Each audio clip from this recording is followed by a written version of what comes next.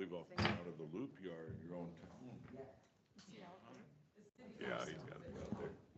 See if Al's out there. Yeah. There he is. Okay.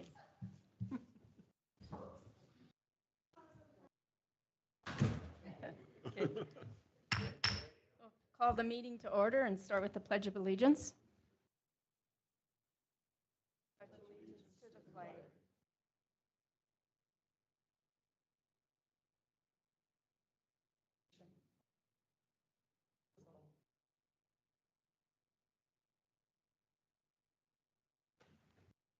Good morning, everyone.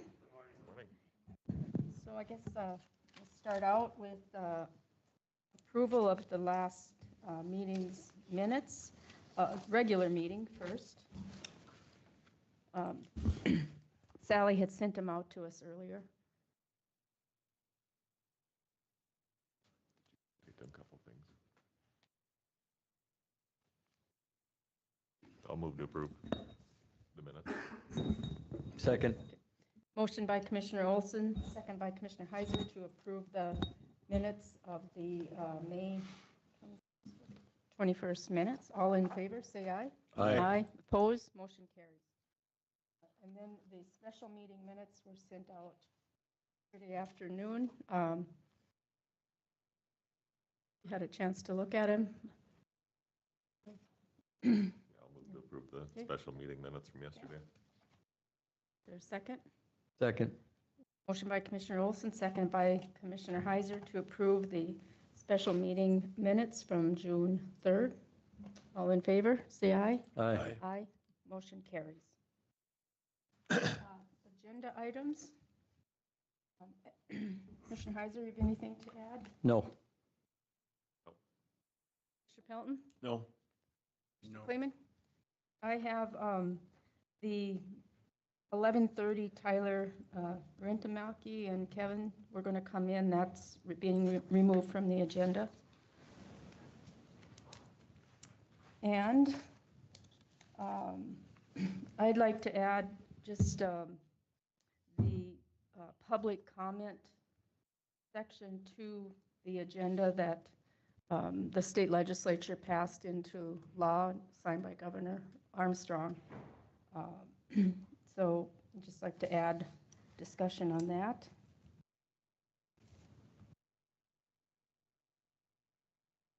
And just want to announce that Dunn County Cost Share Days, the first one Tuesday, July 10th, 7 a.m. to 4:30 Mountain Time at the Weed Building in Manning. Okay. I believe that's it. Look for a motion to approve the agenda as amended. So moved. Second. Motion by Commissioner Kleeman, second by Commissioner Pelton to approve the agenda as amended. All in favor? Say Aye. Aye. Motion carries. Thank you. Okay, we'll get on with the road department. And Carl, there he is. Good morning, Commissioners. Good morning. Fairly brief updates for you guys today. 100th Avenue Northwest, Bronco has pretty much finished up all the work out there. The erosion control has been installed. We have final inspection scheduled for later today. Upon acceptance, we'll process the final estimate at the next commission meeting, so no estimate today on that. Design projects, the 92nd Avenue project, just working on easements. Same with the 12th Street. I do have several easement meetings set up for these two projects. I'm targeting potentially July bid dates for both of these projects. So we'll look at some dates there. It could maybe even be a special meeting. I know you guys have a lot on the agenda for July. So 16th Street's been a little inactive for a while. We do need to follow up with SHPO on that one in regards to the large cultural site that the road goes through. 20th Street, survey's all been completed on that. We're just going through the cultural and permitting on that project. 86th and 9th and 98th. Working through our final, or our preliminary grading designs on both of those. We should be nearing completion of the preliminary and working through plan review and permitting process starting on those two. The 2026 projects, just a little bit of field survey left to wrap up on those. I believe the environmental and cultural surveys have been completed. I did start receiving some reports for those, so we'll just keep pushing on with those as we can. So any questions? When you say July completion, or July bid, July, you have a completion in 26, or is it going to go into 27? I think it'd be wise to put those, well, in 26, not this year, but but I mean 26. Yeah. Yeah, Yeah. okay. probably not 27, that'd be a little long. But yeah, I think at this point of the year, unless it's maybe a short length project, I would recommend. It gives probably- out contract an Mhm. option to Yep. put it in next year's work. Then you're not rushing things and you're getting better prices and all that. So we just do some winter suspension provisions in the Right. plan, so. Yeah. Thank you. Thank you, Carl.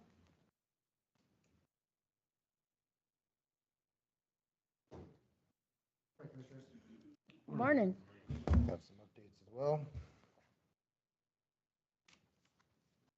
We'll start off with 14th Street Southwest. Schwartz continues to work on the project. They've been slowed by last week's weather. They continue making progress. The large box has been installed and they're installing the wing walls. Schwartz is grading on the east end of the project and been installing various culverts throughout the project for drainage. And we've been working with landowners to adjust some of the grades and be more accommodating on approaches for one landowner in particular. Just so everybody knows, there was a couple pipes that were installed incorrectly due to our mistaking them. We need to lower those. That's on us. That's our expense. The errors aren't something that we are proud of, but when you do make an error, you need to acknowledge it and you need to be accountable for it. Fixing those at our expense. Talked with Mary Lemieux out there who is bringing cattle in and out. She understands. She's been pretty easy to work with. It just we're trying to get through it, but everything should be fine. Questions on 14th? I had a question, Darren, I was brought up to my attention in the plans and specs, there was a 5,500 yard waste of the dirt. Yep. Now you understand it's up to like 18,000. So that's, I mean, we'll see if that's actually accurate. So what Mary had us change some grades on the slope by her house. Generally, what we, in the past, what we've done for Dunn is it was kind of understood that they wanted a 6% max grade, a slope. We had done the original design on that. Mary didn't like the way some of her approaches were tying in. Steepen that up back to 8%, which is what the allowable limit for, like, say, a DOT standard. In doing that, we created more excess dirt. Generally on these projects too, depending on what your soil types are, it's hard to predict what you're going to have for compaction or waste. What we've had in the past is we've had excess waste on projects such as 79th. Ended up hitting a whole bunch of rock. And though we had waste at the end of the day, we were looking for dirt. We try to design our projects to have a little bit of waste in there to accommodate for that. Again, we'll see how it is towards the end of the project. There's areas where you can put the waste as far as on the inslopes. I talked to Mary about this already since we made that adjustment for her. She has some areas where she thinks that we can use that or waste that filled dirt for her too. It's just going to be a balancing act. it seems a little excessive. It is now. I'm always a firm believer you should try and balance the project out and don't waste dirt because you're moving dirt that, so. Yep, and we'll see what it actually comes out to towards the end of the project. I see where you're coming from too. Again, we've had a lot of, your soil types can, depending on what your shrinkage is and your swell is, it can vary significantly. Oh, wow. Again, so on 79th last year, we had something similar on that 5,000 cubic yards. We ended up looking for dirt, and we got lucky because Mr. Getz was a landowner that allowed us to come in. He had a hill that he wanted taken down, and we were able to do it that way. You can't always get those landowners. Sometimes when they have you over a barrel, they want to take advantage of that situation. So we've kind of found it best to try to plan on conservatively and having a little bit extra waste. So we'll see how it all ends up at the end of the project. But good Because question. like I said, if it gets to be that amount and we're gonna start building hills out there, that makes zero sense to me, but Sure. I guess we'll see how it goes out. Yep, we'll keep track of it. Sure. Any other questions on 14th? Okay. 119th is our next project that we're working on. So if you recall, we had a pre-con a few weeks back. In the meantime, CSI, they touched base with us here recently. They're still looking for that mid-August start date. Tracy, this impacts you, obviously. In the meantime, right now, what we're doing is we're relocating utilities. And there was an agreement sent out a while back, and I've spoken with Superintendent Schwarzenberger regarding the relocation of a few McKenzie electric poles. I think, Terry, when you get up here too, I think he's going to need approval on that. I think it's like 7 poles or something like that. But they're requesting that, and then it's good to get McKenzie Electric moving on something like that when they have the time, because sometimes they don't have the time. So Terry will bring more up on that when he gets up here. For 99th Avenue Southwest, if you guys remember that, that was our project that had all those cultural issues. We finally did hear back from the Corps on that, and they confirmed that SHPO is having cultural issues on that, and they want to set up a special meeting. I set out a doodle poll, and I've seen some have responded on that. So the parties that would be involved would be Dunn County, ourselves, the Army Corps of Engineers, as well as the State Historical Society. I've had some discussions with our sub-consultant who would also be present, and that's Wade with Beaver Creek. Went through a similar issue with Mr. Rohde's project a while back, and I was just talking to Carl here earlier this morning, and he's been really helpful already. Apparently it got up to, and Carl, correct me if I'm wrong, but it got to the point of where the Attorney Generals were involved. Wade is pretty astute on this stuff, so I think maybe in the end that'll probably save us some time, since he's kind of been through this process before, but it's something we're going to have to go through with it. So that's why that project has been delayed, but at least we're going to have the meeting set up here. So looking to have something set up perhaps next week. Next issue, or not issue, but item was manning. So we had a public meeting last night, and this was addressing Southwest Water and their installation of the water lines out there. Had a really good attendance. I think there was roughly, I don't know, probably 30 some people there, I would say. And Commissioner Heiser was present. Superintendent Schwarzenberger was there. Overall, a general positive reception. I think the next step right now is some easement acquisition, some minor line reroutes, but all in all, it looked like the plan was pretty acceptable. So we're moving forward on that. There'll be some more future meetings from what it sounds like, and one may just be in general to getting those easements for the water project. Again, Neratic I just have as a placeholder. For 3rd Street, we submitted that core permit that we got signed the other week, so we're just waiting for the core permit and our easements. For 7th, from 97th to 94th, at the last commission meeting, you guys approved the mitigation for the credits purchased from Ducks Unlimited. We got the purchase letter from them yesterday, so the core permits were filed yesterday as well. So this is basically the same update for both of those 7th Street projects. Those both got sent in, so we're waiting for the core permits on that, and we'll begin right-of-way collection on that.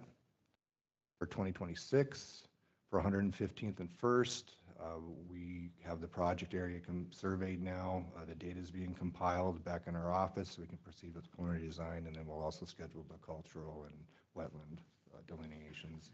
The other projects that I have on there were carryovers to, there were thoughts on whether some projects were going to go forward or not, but I still have those listed as 85th Avenue North and Rodeo Road West. So I haven't heard anything further on that, but they're still on the list. Any further questions? Madam Chairman, this Manning Waterwork project, are we getting ahead of ourselves? I mean, as far as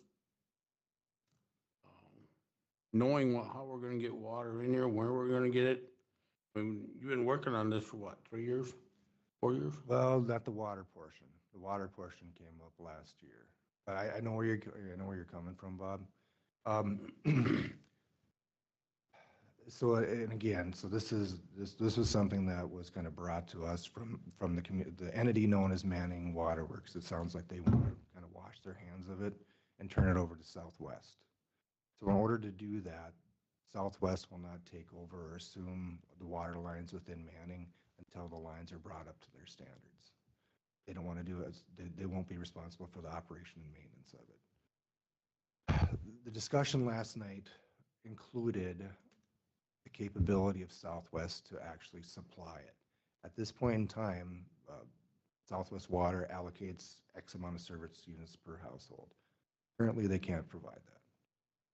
They are in the process of doing some planning to see what they need to do for upgrades, be it via water tower or booster stations or some parallel lines to bring extra water here. I don't have a time frame on that, but that's all part of Southwest studies that they're conducting. In the meantime, when you do upgrade these service lines, you can still use them with the Manning Waterworks system that it is now. It just won't be assumed, the ownership will not be by Southwest, from what I understand yet. So are we getting ahead of ourselves in that way? I guess that's not my decision. That was kind of something that was done by Manning Waterworks. If Manning Waterworks wants to keep operating it, then I would assume so. If they want to wash their hands of it, it would be wise to do it before we pave the streets. So if anything, maybe we got behind. The water should have been done before the paving was awarded and designed and bid out.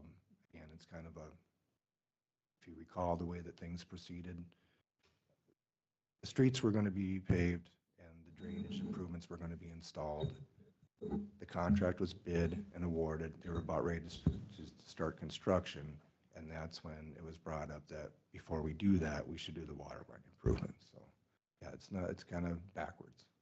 I would agree with you on that. That's what I'm wondering. Yep. We really don't know how much water they're even gonna change. Put in this new lines and stuff, and Annie can only get just as much water as they are.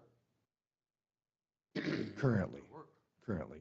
Well, and so whatever works now, it's basically you're replacing your line. So the level of service that people have right now is not going to change. So if it's working for them now, that's not going to change. What will change is at some point in the future, the lines will be at the specification and the standards that Southwest will assume all responsibility for it, and Manning Waterworks can go away. Does that make sense? You know, to clarify a little, Bob, I had the conversations last night with Bartlett and West people. Where would the water have to come from to upgrade, to fulfill a lot of the needs that it almost have to parallel a line all the way from Dunn Center. Or, I mean, so that's, and to your point, until that happens, I mean, you could upgrade the water lines, and so when that happens, but there's nobody really seems to know when or if that water will ever be boosted up. And it makes sense if they did put a tower here so the water could run at night when nobody's using it. So they had the extra surplus here to do that, but Yep. I don't know, I've been listening to a lot of it and talking to a lot of people manning in there. Understandable. So, and again, so I don't want to speak for my water group or for Southwest.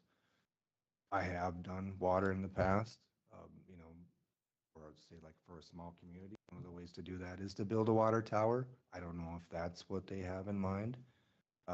Hydraulics are kind of a touchy subject where you can do some improvements quite a long distance away, and it can impact something that's, you know, a long distance away too, if that makes any sense. There's a lot that goes into it, and for me just to be spouting off and saying, well, build a water tower and you'll be good, that wouldn't be accurate for me to say. I wouldn't feel comfortable saying that, but I understand your concerns. Again, that this was requested to us. I didn't bring this up, but if this is something that is desired as far as Manning Waterworks going away, then it makes sense to do those upgrades to all the service unit or to all the service members in town, to where Southwest will actually assume that and they'll have the capability of going away without worrying about fixing water lines.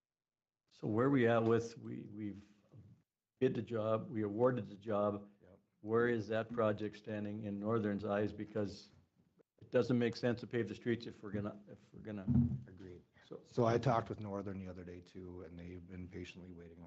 They're waiting. I think their prices are no good anymore. Just because it's been, what, 2 years now? I would say that, you know, they would be justified to probably some increases on materials because it's been 2 years.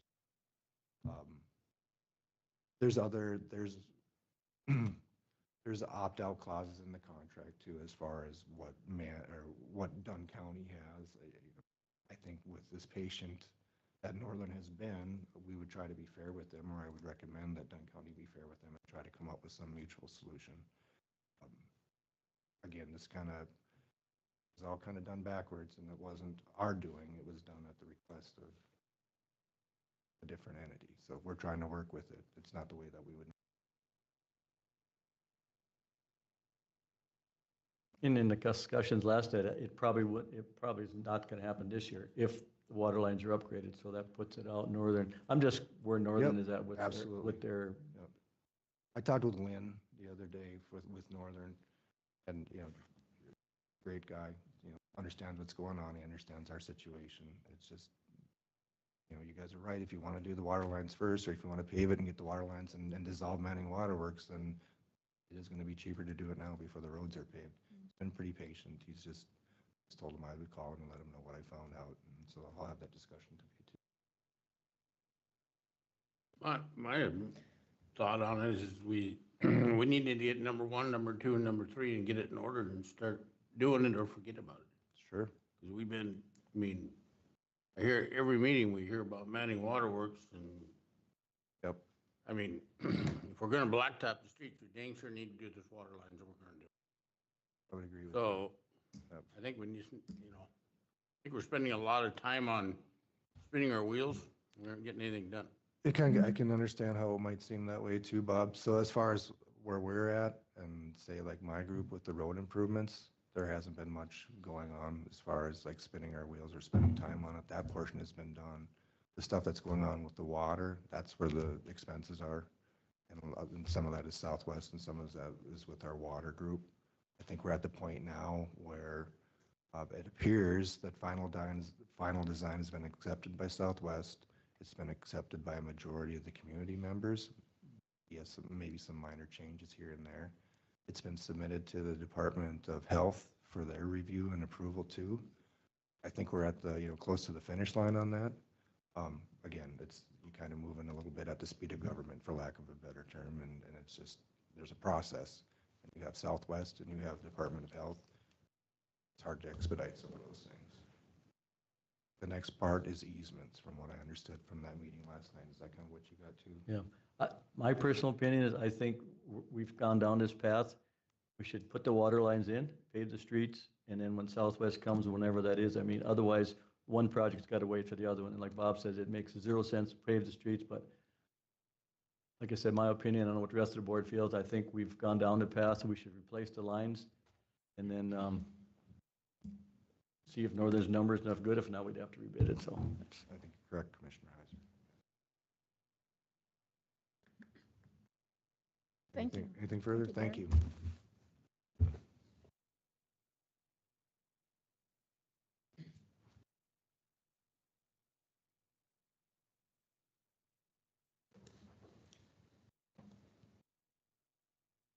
Madam Chair, good morning. Morning, James. Morning, Commissioners.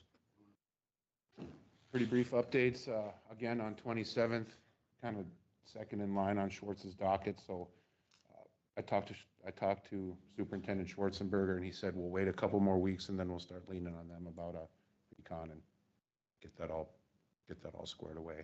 So more to come on that. 109th Avenue. We have provided digital files and contact information to aid the road department in landowner negotiations. And then this morning I delivered stamp plans and all the documents needed for easement acquisition to Terry. Okay, on 82nd South segment, 95% plans are submitted to the road department, moving forward on revising all those easement descriptions and documents to support the new standard project. Then on North, Preliminary plans have been submitted to Superintendent Schwarzenberger for review. Looking forward to working with the road department on design comments and easement acquisition. Any questions on any of those projects? Questions? Thank you. Thank you.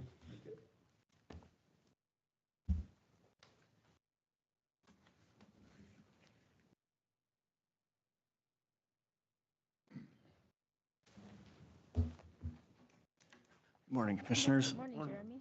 Got just a couple updates for you, actually. Starting with the construction projects, 119th and 22nd, that project hasn't had much of an update other than they're looking at starting in July sometime. That's being built by Bronco Brothers. We did have the pre-job in early May, and once again, they're looking at July starting date. I do have a pay estimate for the project on 105th Avenue. It's pay estimate number 2. The amount is $90,044.16, which I would recommend approval for payment for that project. Madam Chairman, I move that we pay estimate number 2 in the amount of $90,044.16 on 105th Avenue. Second. Motion by Commissioner Pelton, second by Commissioner Heiser to pay estimate number 2 to Bronco Brothers on the 105th Avenue project. Any further discussion? Not roll call vote. Commissioner Heiser, Yes. Commissioner Olson, Yes. Commissioner Pelton. Yes. Commissioner Kleeman, Commissioner Dolzall. Yes. Motion carries. Just a kind of a general update. Bronco Brothers has, I think it's about 1.5 miles rough graded out of that project. So they got slowed up with the rain a little bit, but now they're moving forward pretty good. And like I said, 1.5 miles to 2 miles is pretty much done. Other project that was bid, 98th Avenue and 4th Street over by Dunn Center area. Not a whole lot new to report. Bechtold Paving is anticipating sometime in July or August for a starting date for that project. Another project, 97th Avenue, also by Dunn Center, southeast of Dunn Center. That project was bid at the last meeting with Jensen Brothers being the low bidder. We did have a pre-construction meeting yesterday. They're intending on starting sometime next week. So we've been coordinating with fencing crews and utilities and landowners, trying to get prepared for next week's construction. Kind of a tight schedule, but we're able to fit that in. An older construction project from last year, the countywide seal coat, there's a little bit of warranty work that's left to do on that project. We've been trying to coordinate with Aztec, the contractor, and haven't had a whole lot of success, but I know they're working in the area, so we're going to try to get a hold of them and get that warranty work done as soon as we can or as soon as they can. Switching to design projects, I'll start with the Pinewood Meadows subdivision over by New Raddick. The design is pretty much done. We went ahead and actually slope staked the project so the homeowners can sort of understand what the impact is. We've offered to meet with some of them. We're trying to coordinate a day and a time to meet with them and walk through their individual lots so they can sort of understand the impact. I think our design fits the landscape pretty well with minimal impact. I'm sure there'll be a few things that homeowners would like change, but I think we're pretty close with our design. So we do have a bid opening set up for July 2nd. That's under the assumption we don't have any redesign, but I think we're pretty good with that. So we're looking at a July 2nd bid opening date for that project. Also, tentatively, we have a July 2nd bid opening set up for 3T. That's over by the JR's industrial subdivision. We got the design pretty much done. Got to finish a few details. The only couple of things that could pose a problem on that project is a DOT approach permit that we applied for. We expect that fairly soon here, but in the event that that doesn't come through, we might have to push the bid opening date back. So I feel pretty good about it. The reason we're asking for, and we're kind of sort of asking on behalf of the Cowboy Station to get an approach added, is because we would use that approach during construction, so we can close portions of 3T and use that alternate access. What that'll do is it'll potentially speed construction if we can close the road down. Once again, we think it's going to happen, but we haven't been approved for a permit on that one. But right now, tentatively, we're looking at July 2nd bid opening date. Some of the other projects, kind of 10th Street, 113th Avenue, and 7th Street, we're expecting McKinsey Electric to approve that easement at their meeting in the next couple of weeks. So after that, I think we might be down to just one easement. 114th Avenue, kind of the extension of last year's project. We're down to just easement acquisition. The design is pretty much done. Tentatively, we're looking at July bid opening date for that project. Also 104th Avenue from the county line north up to that Chicken Riddle Road, 28th Street. Hopefully, we're looking at August bid opening. We're waiting on essentially one easement to come in, and then we can proceed from there. BIA 10, we're kind of honestly put that on a back burner a little bit, so not a whole lot new to report on that. Inactive design project, we're not spending any more time or any of your money on those projects, and that list is kind of unchanged from the last few meetings. I think that was it for my report. Is there any questions? I kind of talked briefly this morning on 91st Avenue, that part of that road's been done. There's like a half a mile left, and we've got the big Archie. Is there any way we can, I know we talked briefly in the hallway, just to try and complete it, the pipes are there, can we, I know we want to cut hills down, but is there any way we can, what I want to say, tiptoe around that site, but yet finish the rest of it up?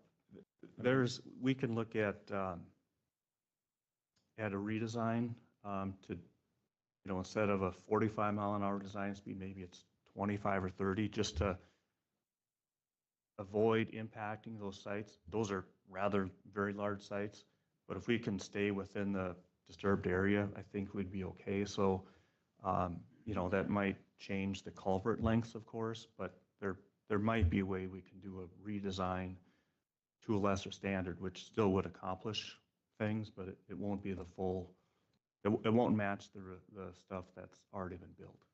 Is there any way, or have you ever overcome a site like that? I mean, how do you, if there's no way we can do it, rather than just leave the road, I think we probably should redesign it and Sure. and just leave a half a mile rest of the road that's not graded and everything else is.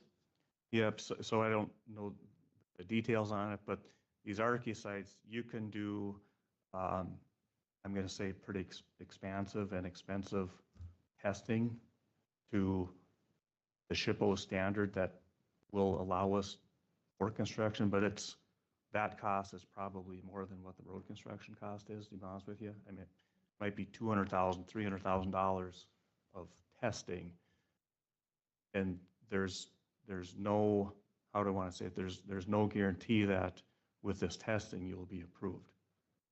You could actually do testing and find that there's bigger problems than what we know of now.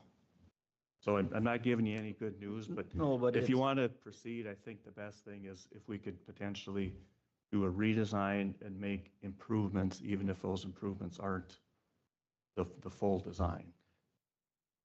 If we did a redesign, do we have to go back to SHPO and say, this is our design, and wait another 2 or 3 months till they decide it's okay, or? Yes, we would go back to SHPO, but I think if we could say that we're staying within the deserved area, generally they're okay with that. Generally. I don't know what the rest of the board is, but sure be nice to complete that up. We got the culverts out there and the project's half done. Are the fences moved back? And I know are we paying some temporary easements, and it'd be nice just to kind of close that project up and move on, and the rest of the speed limit on the road, is it, I know speed limit some places in Dunn County is 35, some, but what is the rest of the speed limit coming and going from there? I mean, so if we move it down to 25 and it's 35 now, I don't know what the existing speed limit is. It shouldn't be a big issue. You know, it's, I guess I don't know what the speed limit is for sure. It might be 45, perhaps. I don't really know. It's unmarked, so it's. It might be 55 if it's unmarked. I don't know, but.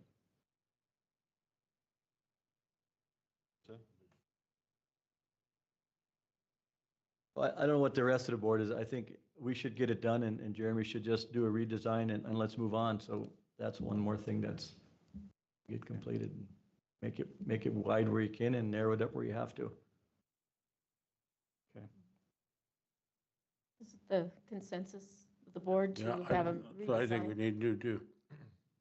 Get her done. Okay, we'll do a redesign, reach out with SHPO and essentially explain our redesign. We'll still have to get a core permit perhaps, but once again, if we stay within the disturbed area, I think we're going to be in good shape. Okay, Thank you. Yeah, thank you, Jeremy. okay, thank you.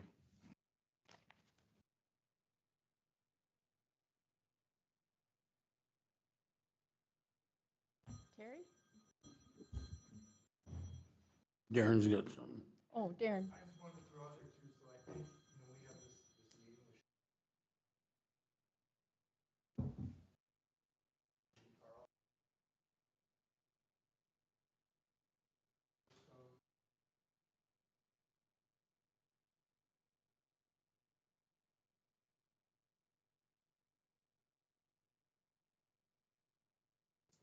Here, you should come up to the mic so we can have it recorded.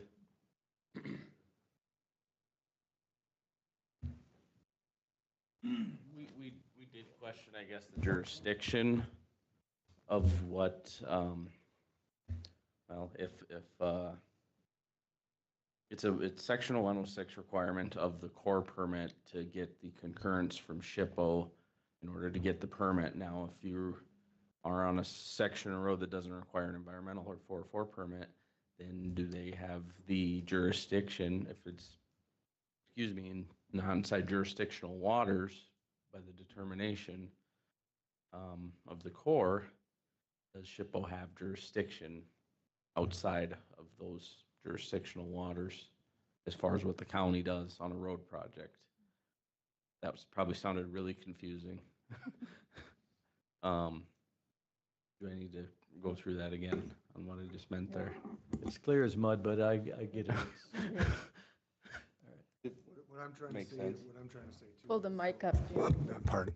So when I spoke with Wade about this, because these issues are popping up on 99th, the question was, what does the State Historical Society actually to dictate to us, correct? So he went through this process with Carl on one of his projects in Dunn County specifically. Their initial stance was very hard-lined. Again, step in anytime I misspeak. But towards the end of the process, and again, I think the state's attorney was involved in the process, they backed off somewhat on their stance. Now, Jeremy's a fine engineer and he knows what's going on as well too, but I just thought maybe offering that what we get out of this meeting, our 99th project could have, just because they're right now their stance on 99th is going to be Jeremy recommended extensive testing, hundreds of thousands of dollars most likely, but can they actually manage that might And- apply to Jeremy's. So when is the meeting? Looking for next week, so I sent out, if you're familiar with the term a doodle poll, what it does is it kind of sends out meeting times for everyone. I've gotten several responses. I still haven't had SHPO respond to it yet. I think it's critical to have our sub-consultants, Wade Burns, and I commissioned a few times. Seems to have a lot, and was he pretty helpful for you guys too? He seems to be the authority on it, at least from our side. I think Commissioner Pelton has responded, and I'm not sure if Terry, if it worked for you or not too, and Alice. I looked at the doodle, there was lots of dates, but Yeah, okay. I'll respond. I'll try to send you what works for Wade, because Wade had pretty Yeah, limited time. I'm pretty flexible. Okay. I think it was looking at Monday. Yeah, let me know. I'll give you a heads up, sure. But it, maybe something could be benefit. Again, I didn't mean to interject or anything. I just thought maybe it would be useful for you guys. Good information. I'll just add, Thank if you want any more information, the project that he's been referring to is the 9th Street project that we did here 3 or 4 years ago. It actually is the same site that Jeremy is dealing with on the 91st Avenue. Those are intersecting roads. It's that half a mile south of 9th Street. And they're very expansive sites. I mean, they stretch miles. What ended up being the agreement at that time was we did do some testing. I think it was somewhere in the middle of what they originally wanted us to do. I want to say, I don't recall what it cost the county to do that testing, maybe $15,000-$20,000 rather than the $250,000 that we started at. And then we kind of shrunk in our disturbance. We fenced those areas off. And then I believe SHPO agreed that they would do the archiving of any finds. What they've done with those artifacts, who knows? But What is the archaeological find there? that particular area is, they call it the Knife River Flint Quarry. I got a history lesson on it once. It's valuable flint from that time. Can be found as far as Mexico for trading purposes in years ago. So that's the significance. They found a little baggie of flakes like that, and just a little sandwich bag. That's all they really took. Okay. Well, thank you for Thank that you. information.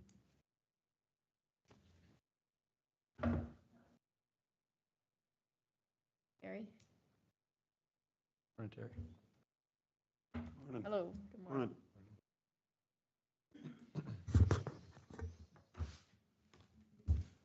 I guess as of right now, the blades are still all going. They finished the crack sealing and started the truck and haul and gravel. I think they're started on 115th Avenue and doing First Street Northwest up there right now, so. And I think we got 2 utility permits today.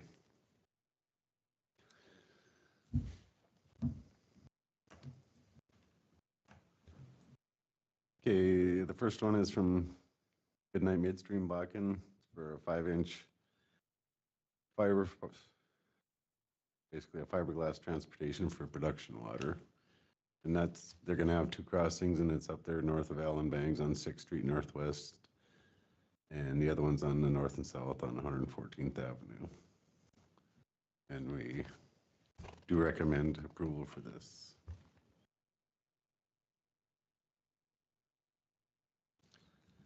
And the second one is on 109th Avenue. It's up there south of Bruce Brandvix. It's for Brody Candrian, and that'll be for a southwest water crossing. And we recommend approval for this as well. Madam Chair, make a recommendation to approve both permits as presented. Second? Motion by Commissioner Heiser, second by Commissioner Felton to approve the utility permits as permitted. Discussion? All in favor? Say Aye. Aye. Motion carries. Okay, and then I have one other thing. As Darren talked about before, I have a relocation agreement with McKinsey Electric. It's for 119th Avenue and 2nd Street Southwest. And the amount to moving the lines is $215,000. I guess, I don't know if you need to make a motion to approve that, or. Yeah, we should. So what Terry's brought or mentioned here is, in the past, McKinsey would just take care of it, but Take now care of they're it and send it requiring down. approval from the board. So. I think some of the bills they sent were shocking, that's why, so there's no sticker shock when we get the bill. So that's considered part of the actual It's road part of the project. 119th and 2nd Street project, so. Okay. Motion to approve. Madam Chair, I make a motion to approve the, or the crossing, or the relocation of the power line, Kinty Electric. Second. Motion by Commissioner Heiser, second by, was it Commissioner Pelton? Okay. Any further discussion? All in favor, say aye. Aye. Aye. Motion carries. And that's all I got, unless Anything anybody else? has anything else. Thank you. It's not. Thank you. Sign for you. Oh.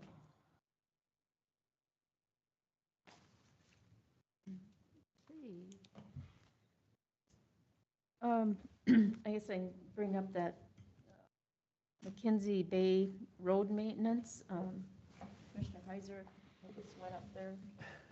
Yeah, Assistant Mike Carey and I went up and took a look at it on Saturday.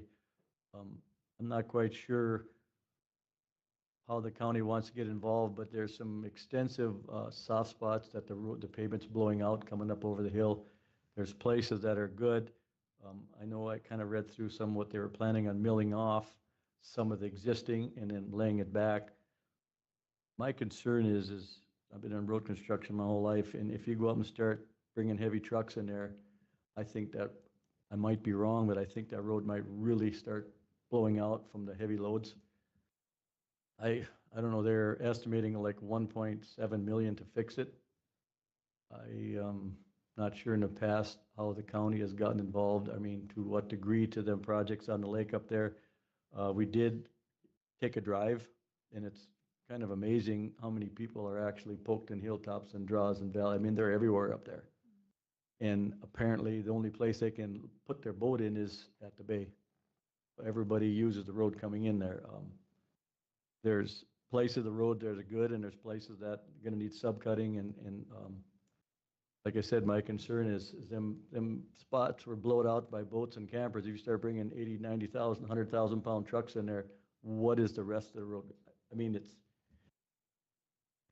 they like the terminology, it's a can of worms. Like happened to Little Mo Road, to chip seal it. Hauled all them heavy trucks down it and didn't have a road left when we were done. Madam Chairman, did you notice that a 4-inch lift on there? I believe he said, I can't remember the year, but it's been a while ago, they did put a 4-inch lift on it, because you can see that the slough on the edge of the road. But right in the middle on the center line places, the mud is actually boiling out through the pavement, busting the pavement up, and you can see where they've been patching it with gravel. But yeah, it's a real sensitive area for, I know one area's got a spring that runs through the road underneath it, so I know there's a long recommendation if you read that paperwork from the engineering firm what to do, but like I said, my biggest question is, has the county involved, or what involvement do we want to get into that road? I understand it's part of Dunn County, but Why don't we wait and see what they come up with, what they can get from funding other places, and I do know that that's a very, like you said, there's a lot of boats and stuff going there. That thing on a Sunday, you can't find a place to park up there. no, we were inside, it was really busy. I mean, boats were coming and going, and so I get it. It's a problem, and it needs to be fixed. So Craig's suggestion that see what other funding is there, and I think it's important to Dunn County, quality of life and recreation. And it, like you said, it needs to be fixed. It has to be fixed, because it's not going to get, now that the holes are open, all the moisture is going to continue to get underneath the pavement, and the spots are just going to start moving down the hill. It's got to be fixed. I think we just should wait too and see if they're gonna decide to redo it all, or if they're gonna. Well, their Second plan batch. was from the cattle guard down to fix it. If I read, like I said, I read their plan, and where they were going to take off 1.5 inches, fix the soft spots, and then relay it back. But biggest challenge is them heavy trucks driving on the existing pavement. And once you take 1.5 inches off, you're gonna. they should actually just fix the soft spots right now. That's what I would recommend. Fix the soft spots for now. I know they're kind of excited because there's a couple paving contractors that are in the area. To move them in wouldn't be so expensive, but at a given, them spots should be fixed. I mean, yeah. Do you think the county, we should help with fixing the soft spots for now? If it'll, I- They need to be subcut out, number one. You got to find some material to put, I would recommend some geogrid or some type of fabric to keep the mud from pumping back into it again. I don't know. I mean, anything's fixable. Superintendent Schwarzenberger, do you have time to help fix them now, or?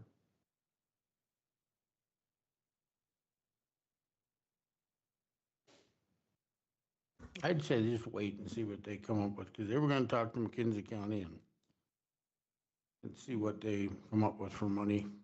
They might decide that that's all they can do is fix the soft spots. That at a given needs to be done. You can't leave it the way it is. It's just going to get worse. yeah, I would, we can kind of wait and see what other funding comes up, but I would be in favor of helping fix soft spots. I mean, even if they can find a contractor to fix them soft spots, if we got to pay part of it, it would be. The biggest thing is if they don't go in with belly dumps and big trucks and get them over 100, that's what's going to destroy it. You got to tiptoe lightly in there too. You know, light loads in, light loads out. Otherwise, you'll just push the problem down the road. They're gonna do that with my, Well, we can, Terry can check into it. Maybe we can find somebody that's got a background with small dump truck. I mean, if that's what the commission wishes to do, is to help them out, is get fabric, and I'm sure there's gravel up in that country somewhere, Mhm. or maybe not. We can maybe get with Terry and Sure, go we'll do from that. there. Okay, and then maybe, I'll let Get Doug, back- let Doug know and kind of tell him what the commission's wish are, to see if they've tried anywhere else too. And All right. It's not against work, but we're just trying to get the problem fixed so it don't get worse. Exactly. Okay, I mean, not that we're saying no to what they asked for. sure. Yeah. Okay, I'll pass the word. Thank you. thank you, guys. Okay. I added to the agenda the public comment. You know, the state legislature passed a law that meetings, all public entities need to have a public comment period at their meetings. So I had just reached out to Loanne, and she's going to look into a few different options, because this board has the authority to kind of set the parameters on how that will be. And so I just wanted to make note of that. I believe it goes into effect August 1st. I think it's very important to have that, because we've seen what's going on in our communities with some of that public comment. It just gets a little out of hand, so Yeah. let's get ahead of the game. That's a good idea. So anyway, Loanne will get back to us in the next month or so. Okay, I guess we can take a break until 10 o'clock. A quick break.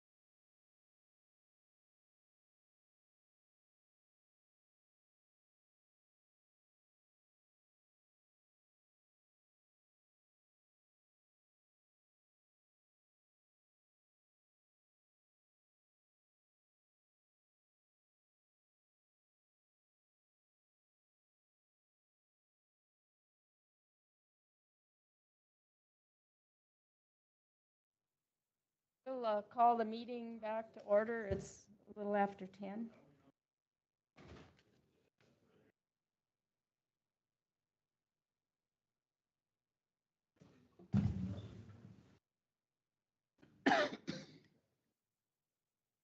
Okay, so next on the agenda is the water line construction and MOU for Manning.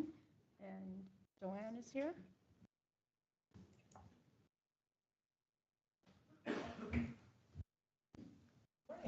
Good morning. And Holly. Yeah, I decided I would join. I was at the meeting last night with Joanne, so.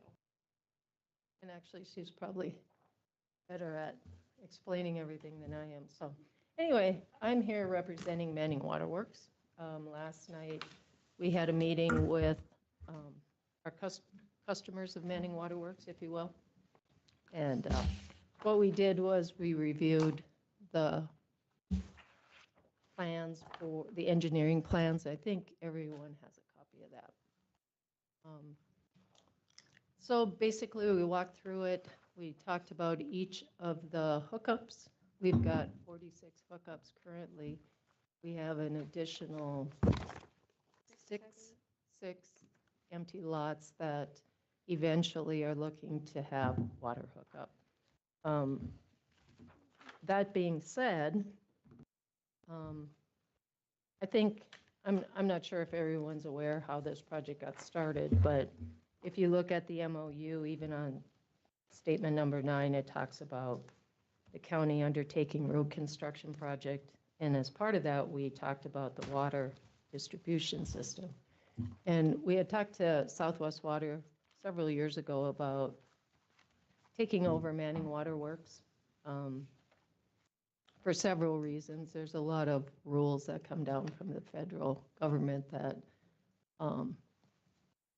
I would say Southwest Water's better at addressing than maybe us who take care of Manning Waterworks. So that was part of it. The other issue that we've got is, according to the Southwest Water, we have enough water for 24 hookups. We currently have 46 hookups. So there's a bit of a shortage. So even after this project is completed, there's still a bigger issue that needs to be addressed, and that's getting more capacity to Manning. Our water does come from the ZAP water treatment plant, so we talked about that a little bit last night. But the real reason we're here is the MOU, and I think the state's attorney, she's not here, has already reviewed it. She has. Yep. And once that's approved by the county commission, it still has to go to the state water board for review and approval. Anybody have any questions that we can answer? So this MOU is basically to go ahead with the lines being put in. So this agreement, so part of the conditions, if you will, that Southwest Water has asked for is that the lines be brought up to their specifications. And other part of that is, before they would take over, is to try to get the capacity here. So this is not something that's going to happen overnight, obviously, right? Once we get through the bidding process and the lines put in, we still have the issue of capacity. And that will eventually have to be addressed.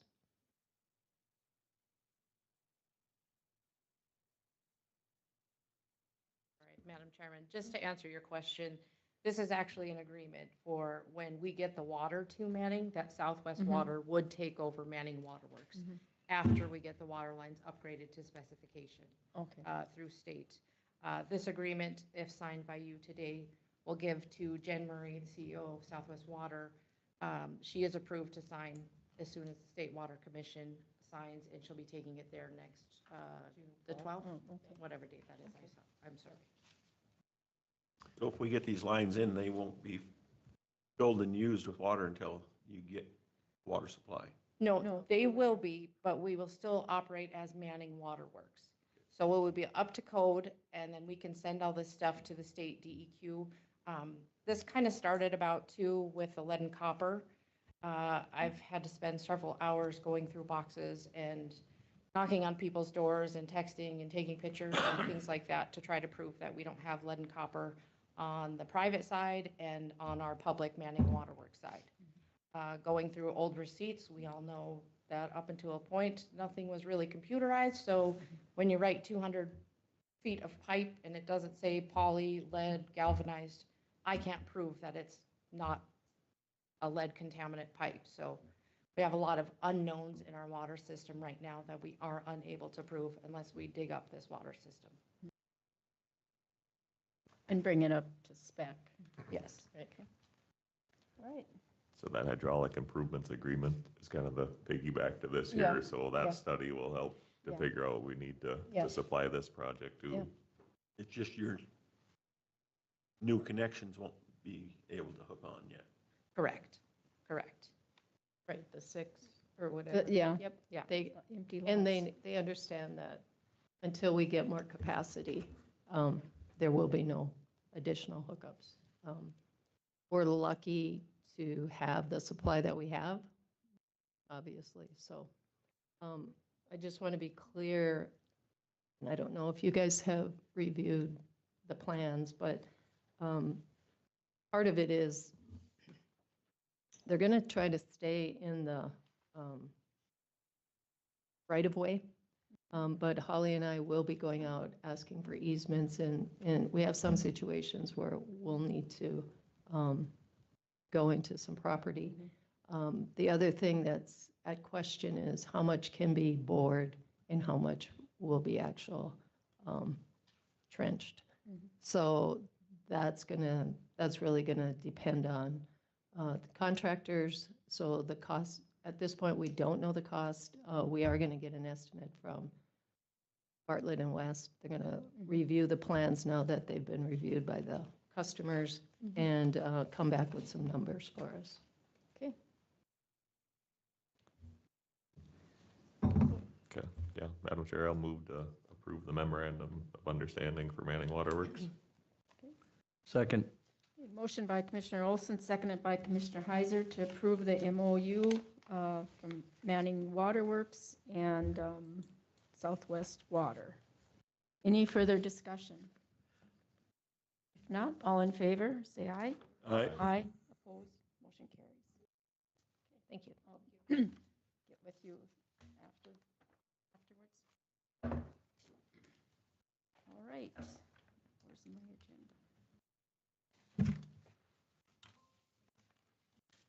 Okay, Gary? Grand Forks Detention Secure Services Agreement and Ben.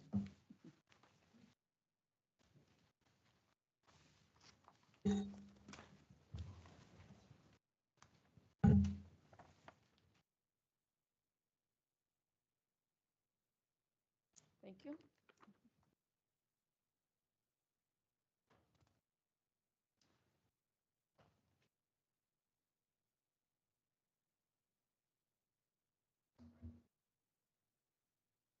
Morning, everyone. Good morning. So I gave each a copy, but on May 8th, my office received an email from the North Dakota Youth Correctional Center in Mandan stating that they were at full capacity and weren't accepting juveniles at this time. And then conveniently, on Wednesday, May 21st, we received an email from Robin Spain, the administrator of the Grand Forks Regional Youth Assessment Center, saying that they're opening their facility up for juveniles. So included in that email I got from her was a contract a secure services agreement. And the sheriff's office doesn't run the jail, but I thought it was important that I gave you all the information instead of just sending it over to Sally with, you know, here you go. So you have the facts, that YCC is full, it's not accepting juveniles.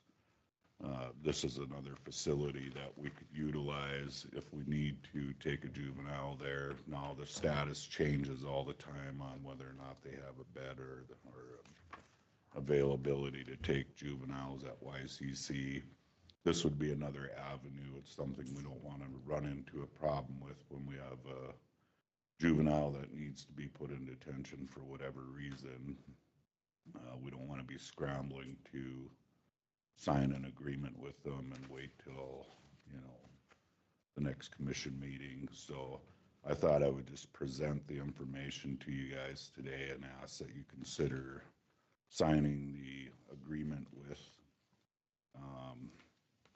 Correction Center, and that way if we do need their services down the road, that contract's in place. I think it's good for 1 year. You can terminate it whenever you want, and it doesn't look like there's any upfront cost to it. It's just the daily rate like most correctional centers Just pay as utilize you go. today.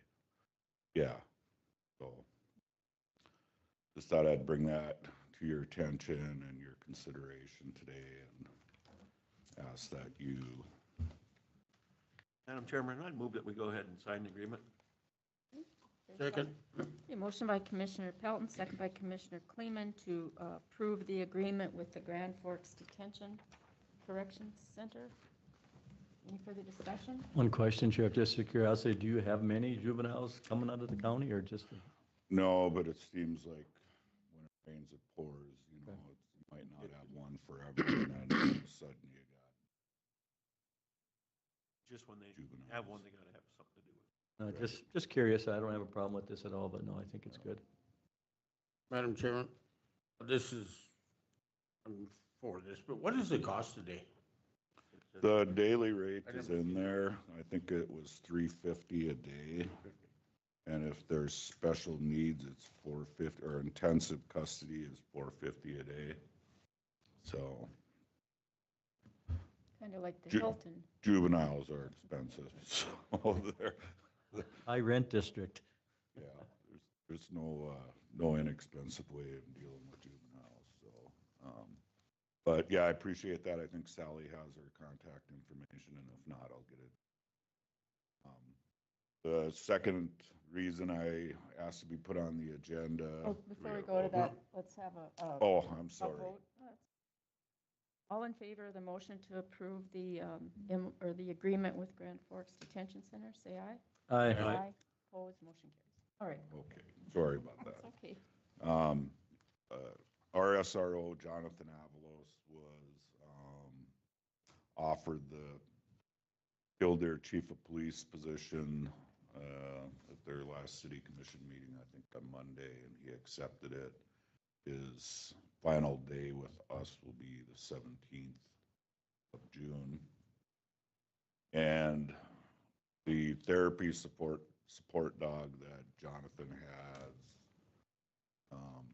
Ben, that he was using up at the school. When it comes to dogs, they typically stay with the hand. They don't do, they get passed off from one handler. And I don't remember the cost of Finn. I think it was 25 or 30 bucks, somewhere in there. It wasn't a tremendous amount of money.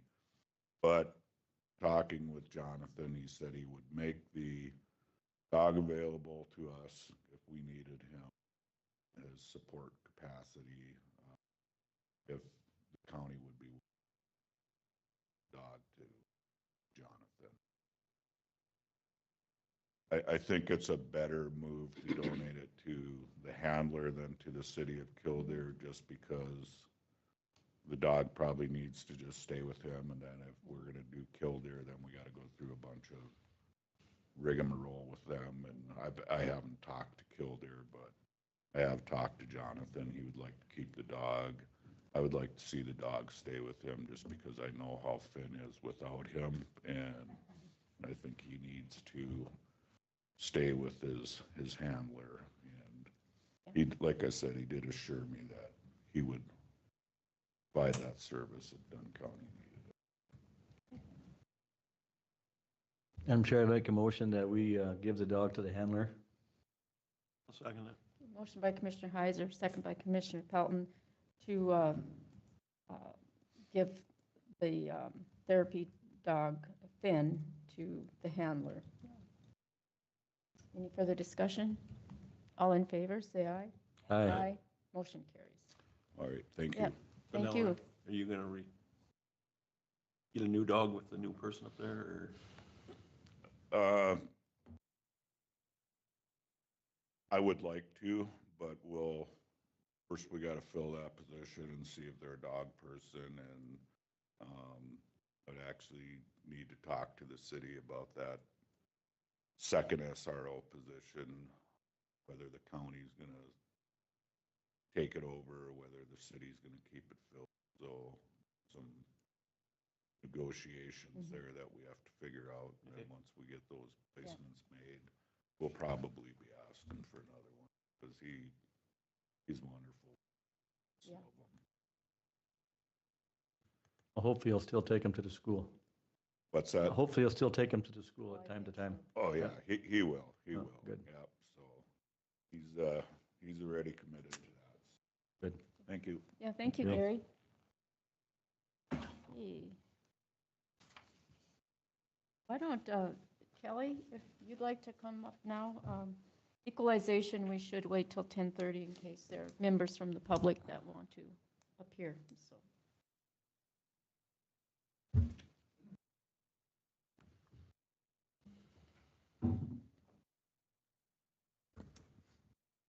Hello, good morning. Morning. Morning.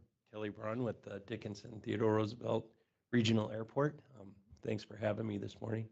How you all doing? There's some new faces since I was here last. Welcome. Thanks for having me. So last time I was up here, I asked for Dunn County to provide me a letter of support for an airport terminal project, which we did receive from Dunn County, and we very much appreciated that help in pushing this project forward. Back this off just a little bit. So since that time, there's been a lot of things that have happened, and I'd just like to take a couple moments to get everyone up to speed on where that project is at and kind of how we ended up where we are today. If I could just get the next slide. One more. All right, perfect. We'll get to this one here in a second. So the airport received a grant from the North Dakota Aeronautics Commission last year to begin the design process for this terminal project. We received $2 million to do this project. Half of it came from North Dakota Aeronautics Commission, and the other half came from the airport itself. We funded our portion independently from everyone else. So we went through the terminal study to make sure that we had a project that was justifiable and would hold up to public scrutiny, and that we were making good use of public funds, and that we had a project that was well justified and well thought out. The main driver for this project really is the amount of passengers that we have coming through the airport, right? If you look at this chart right here, this is our employment numbers, and employments are the passengers that get on the aircraft. We don't count the folks that get off, but we do count them as through traffic, right? So when the terminal was constructed in early 2000, we had less than 10,000 employments. I think they were around 5,500 or so. And that terminal, the original terminal, was designed to handle about 9,000 passengers a year. We saw some steady increases till about 2010, when the exploration for oil and gas here in North Dakota started taking hold. And there was a big bump, and then you can see that big spike in 13, 14, 15 during the oil boom, and then a big drop after that bust, so to speak. Anyway, since that point, we still continue to see steady growth in passenger numbers. And then in 2020, you see that little dip right there. That was COVID, and that's when nobody was flying. And then things picked up right away after we were done with that COVID situation. And last year we saw record enplanements. If we take out those big spikes and those big dips, last year we had about 26,000 enplanements. So if you double that number, it's about 52,000 folks coming through the airport. And our facility is just at max capacity. We added on to the facility in 2013. And for anybody that's been through there recently, you know that even with that little expansion, if you're not one of the first ones to check in, you're going to be standing waiting for the aircraft to depart. It's just not a pleasurable experience. If I could get that next slide. Some of the other issues that we're faced with, in addition to the increased passenger loads, is the TSA requirements for screening.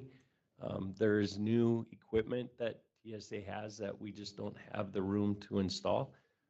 When you fly in and out of our airport, all the check bags have to be hand screened, which is cumbersome, time consuming, and it's a little bit of an invasion of your personal space, right? Nobody wants their belongings rifled through, even in for the best interest in the common good, right?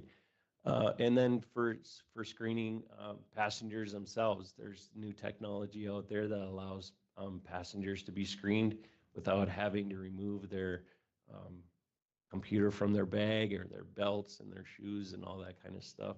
And then if you're an individual like myself that has quite a bit of metal in their body, you don't have to get the pat down, right? So there's technology available so that folks can just basically walk through, less invasive and much quicker. The other issue is the aircraft, right? Right now, the airport is being serviced by the CRJ-200, which is the aircraft that's shown at the top of this slide. Those CRJ-200s and the Embraers that are kind of the equal to that aircraft, most of the Embraers have already been parked. There's still a number of CRJ-200s that are flying around. Those are 50-seat aircraft, and those airplanes are going away as quickly as they can bring replacements online. The ground floor right now for commercial service is 76 seats. If you don't have a facility that can handle a 76-seat or larger aircraft, the days of your commercial service are numbered. The CRJ 700 and 900 are 70 and 90 passenger aircraft. Those are kind of the target aircraft that we have, along with the Embraer 175, which isn't shown in this slide, but is quite a popular aircraft. And with United being our current provider, it's that Embraer 175 that we would likely see, which is a 76-seat aircraft.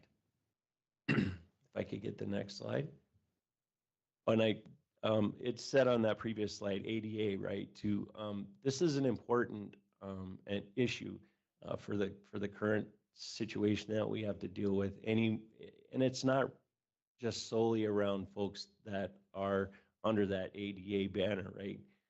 It also has to do with aging community members that are less mobile and don't get around as easily.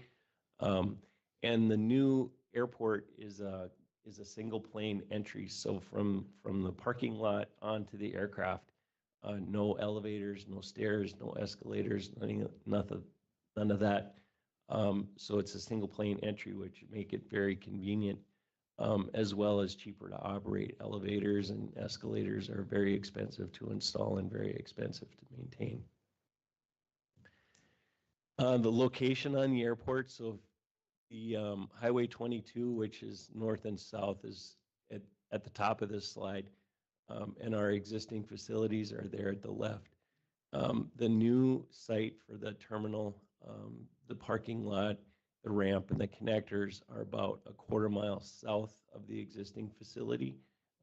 Greenfield location, which lends itself to the, like I mentioned, the single plane entrance is kind of like a walkout basement. A number of years ago, the airport went through a master planning process when we did the runway reconstruction project. And we knew at some point that we would need a new terminal. So when we did the environmental assessment for the runway, we also did the environmental assessment for the new terminal site. So all of that time-consuming work that goes into those, pre-project issues that have to be resolved have already been taken care of. So we have a greenfield location that's basically shovel-ready for the project. You get that next slide.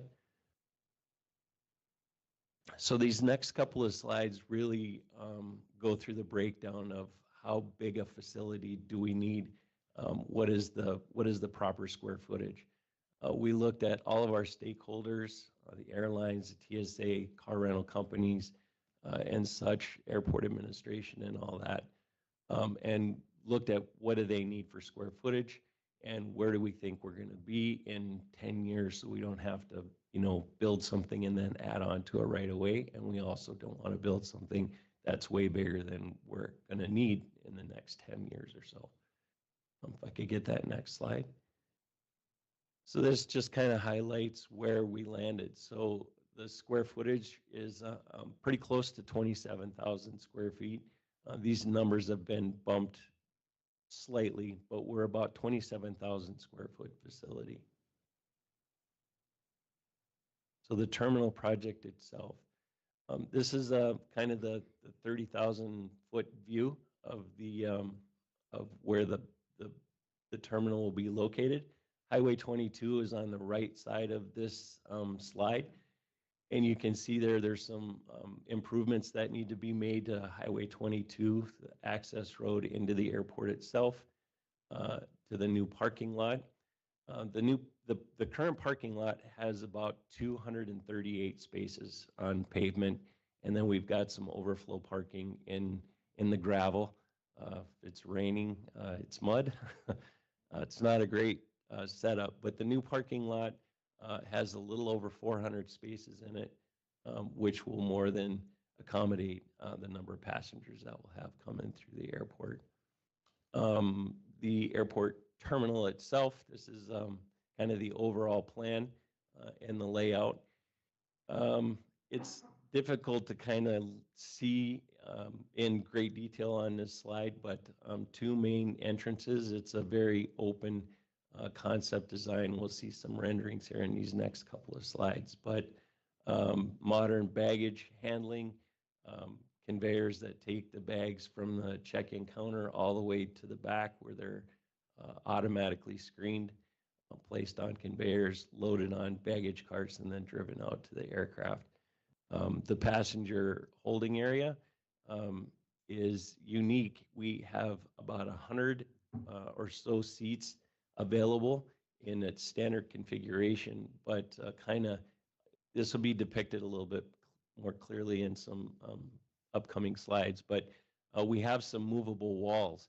So if we have an aircraft charter, say a Sun Country situation or something like that, where they're going to charter a plane to go to the NFR or Frozen 4 or some big event, maybe a gambling junket to Vegas or something along those lines. We have the ability to move some walls around and accommodate up to 130 or so passengers. So we can utilize some space in a multitude of different ways. We can also use that flex space for our airport board meetings. So if we have a board meeting where we have a lot of folks in attendance, we can move those walls around and accommodate all of the visitors without impacting any of the secured area. It's pretty exciting. This is the exterior view of the land side. This is the most current iteration. As we went through the design of this building, we kind of let the architects do their thing. We had a budget that we needed to work around. We wanted to keep that budget around 30 million or so. And they came up with some designs that the airport board was pretty enthralled with. We really liked the design, but there were a lot of elements that added a lot of significant cost. There were wood glue lambs and a lot of tile work, a lot of carpet work, a lot of the really nice things that, you know, make a building feel at home in its environment, but they're very costly. So we took another run and we basically said, you know, this facility is not a facility where folks hang out in for extended periods of times, or we don't want them to hang out in extended periods of time. And although it's very, very nice, we need to take another swing at this. So the basic concept of the building remained the same, the shape and the feel, but we went with a more traditional building in steel and glass. So a lot of the design elements in the building that look like wood are really stamped steel, and they give the same effect of real wood without the real wood cost and maintenance. There's also a fair amount of concrete and stone on the exterior. So very nice building.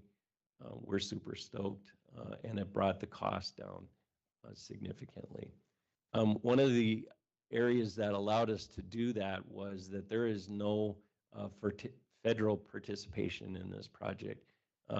In the terminal project itself, there will be some federal participation in some other elements of this project, but in the terminal itself, there's no federal participation, which means we don't have to meet a lot of the bureaucratic red tape, for lack of a better term, and all the additional costs that come along with it. Anytime the federal funds are involved, the costs seem to just go through the roof. So no federal participation means we could build a building and we could make it efficient, modern, and economical all at the same time at a huge cost savings. This is the exterior view of the building. On the left side of the building, that's the passenger hold area. Nice glass looking directly west over the airfield, the runway, a lot of farmland and prairie, and then off into the distance on the horizon, there's some very nice buttes. It's really the classic North Dakota landscape with the, you know, the western sunsets. It's going to be fantastic for the passenger experience. One of the things that we're probably the most excited about, like I mentioned previously, is the single plane entry from the parking lot onto the aircraft. And this includes a jet bridge. So jet bridges have been around a long, long time, and it's not a big deal for most people. It's just, you know, like the stop sign on an intersection. You pay attention to it, but it's just commonplace. But for us, it's a big deal. Right now, you know, we go through screening, you go outside, and then you're exposed to the elements, you know, snow, ice, rain, heat of the summertime, whatever that is. So having that jet bridge and allowing passengers to go straight from the holding area onto the aircraft without having to go up and down stairs or be exposed to the elements, it's a big deal. And we're super excited for that. It also incorporates some accommodations. So if, you know, heaven forbid we have an issue with the jet bridge, we can still get folks out of that holding area via a ramp that goes down to the ground level there. This is the exterior bird's eye view of the facility from the parking lot looking out to the ramp. You can see in the background there, kind of at the top of the slide, we have enough ramp space for two aircraft and one jet bridge. So that particular jet bridge can articulate to be able to accommodate two aircraft if the need is there. and enough ramp space and enough flow for aircraft to get in and out without major encumbrance from one aircraft to the other. So here we are. This is the brass tacks, right? This is the stuff that everybody wants to know about.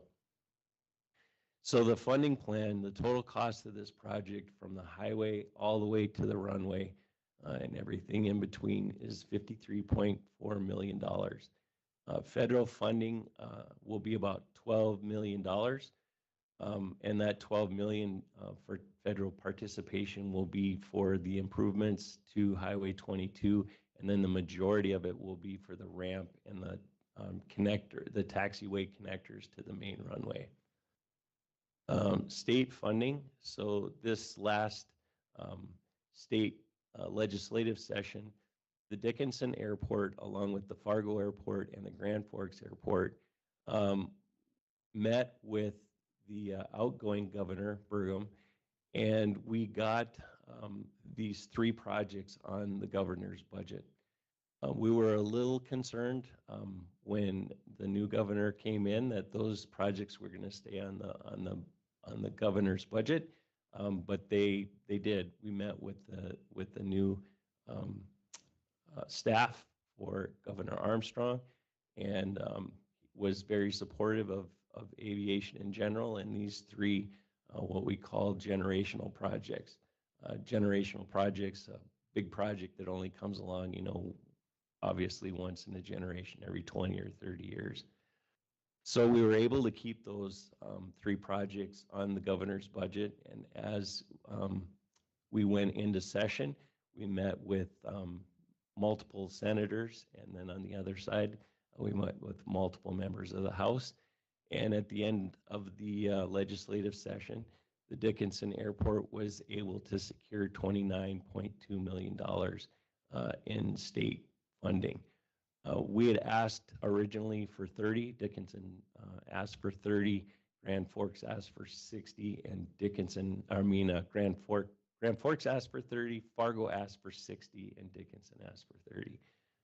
All 3 of those projects took a little bit of a haircut as the legislators were trying to trim the budget based on some future funding allocations that would be coming into the state during the upcoming biennium. So they were looking to make some cuts. We took a little bit of a shave, about 800,000, but it's a number that we could definitely live with. So that brings us to the local funding. So local funding right now is about $10.8 million, and the goal is to spread that $10.8 million across southwest North Dakota, kind of the core area of the folks that use our airport, the city of Dickinson, Stark County, Dunn County, and Billings County. I could get that next slide. So local funding. The airport authority is going to be participating at $2 million. The city of Dickinson at $4 million, Stark County at $4 million, and today the ask for Dunn County would be at $2 million. I met with Billings County yesterday and Stark County yesterday as well, and both those counties are in support of this project. So as we move into the budget session, they'll be looking at funding this project. One of the comments that I received from Stark County was, would they be able to fund this over a period of time? And the answer is yes. We will begin construction this fall. Everything comes together as it should. We'll get some foundation work, some civil work done, and hopefully be able to get a shell up so that they can work through the winter. And we anticipate this being completed in 2027. So Stark County asked if they could pay over 2 years, 26 and 27, and that would be just fine. We can make that work. The total, if you're really good at math and you're adding up all those numbers, the total amount there is $12.8 million, which is $2 million over what we estimate the cost to be. We have a $2 million dollar contingency in there, just to make sure that if there are any variances in bids or any contingencies that would arise during the construction, that we have a little bit of buffer there built in. I can say right now that in Dickinson, there are a number of major projects going on, vertical construction projects that are going on.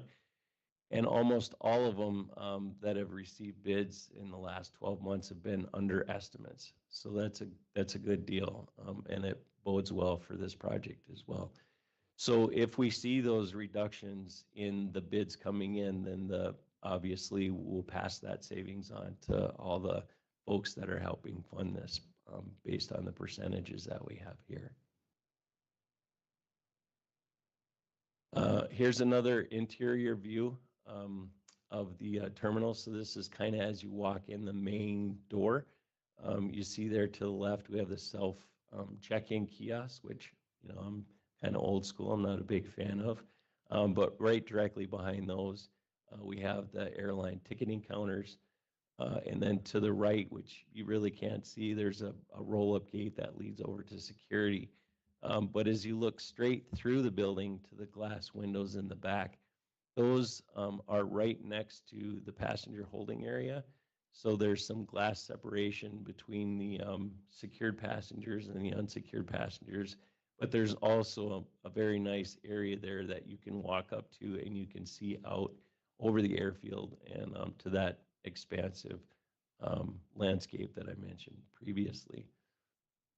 If I could get the next slide. So this behind the stone work there with the fireplace, that's kind of the previous slide where you'd be standing. So this would be looking to the left of that.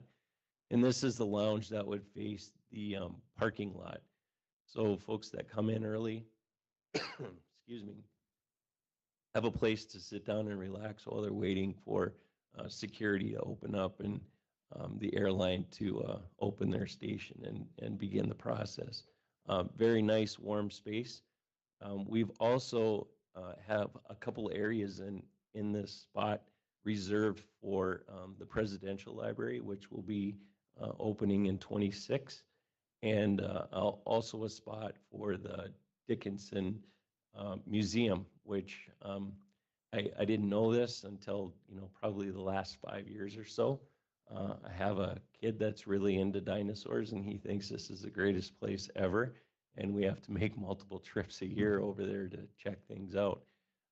Anyway, they have actual excavations that go on in the Badlands, and they dig up these fossils and bring them to the Dickinson Museum, and then they actually do the reconstructions right there at the museum, which apparently is unique, pretty exciting. So anyway, we have these two spaces reserved.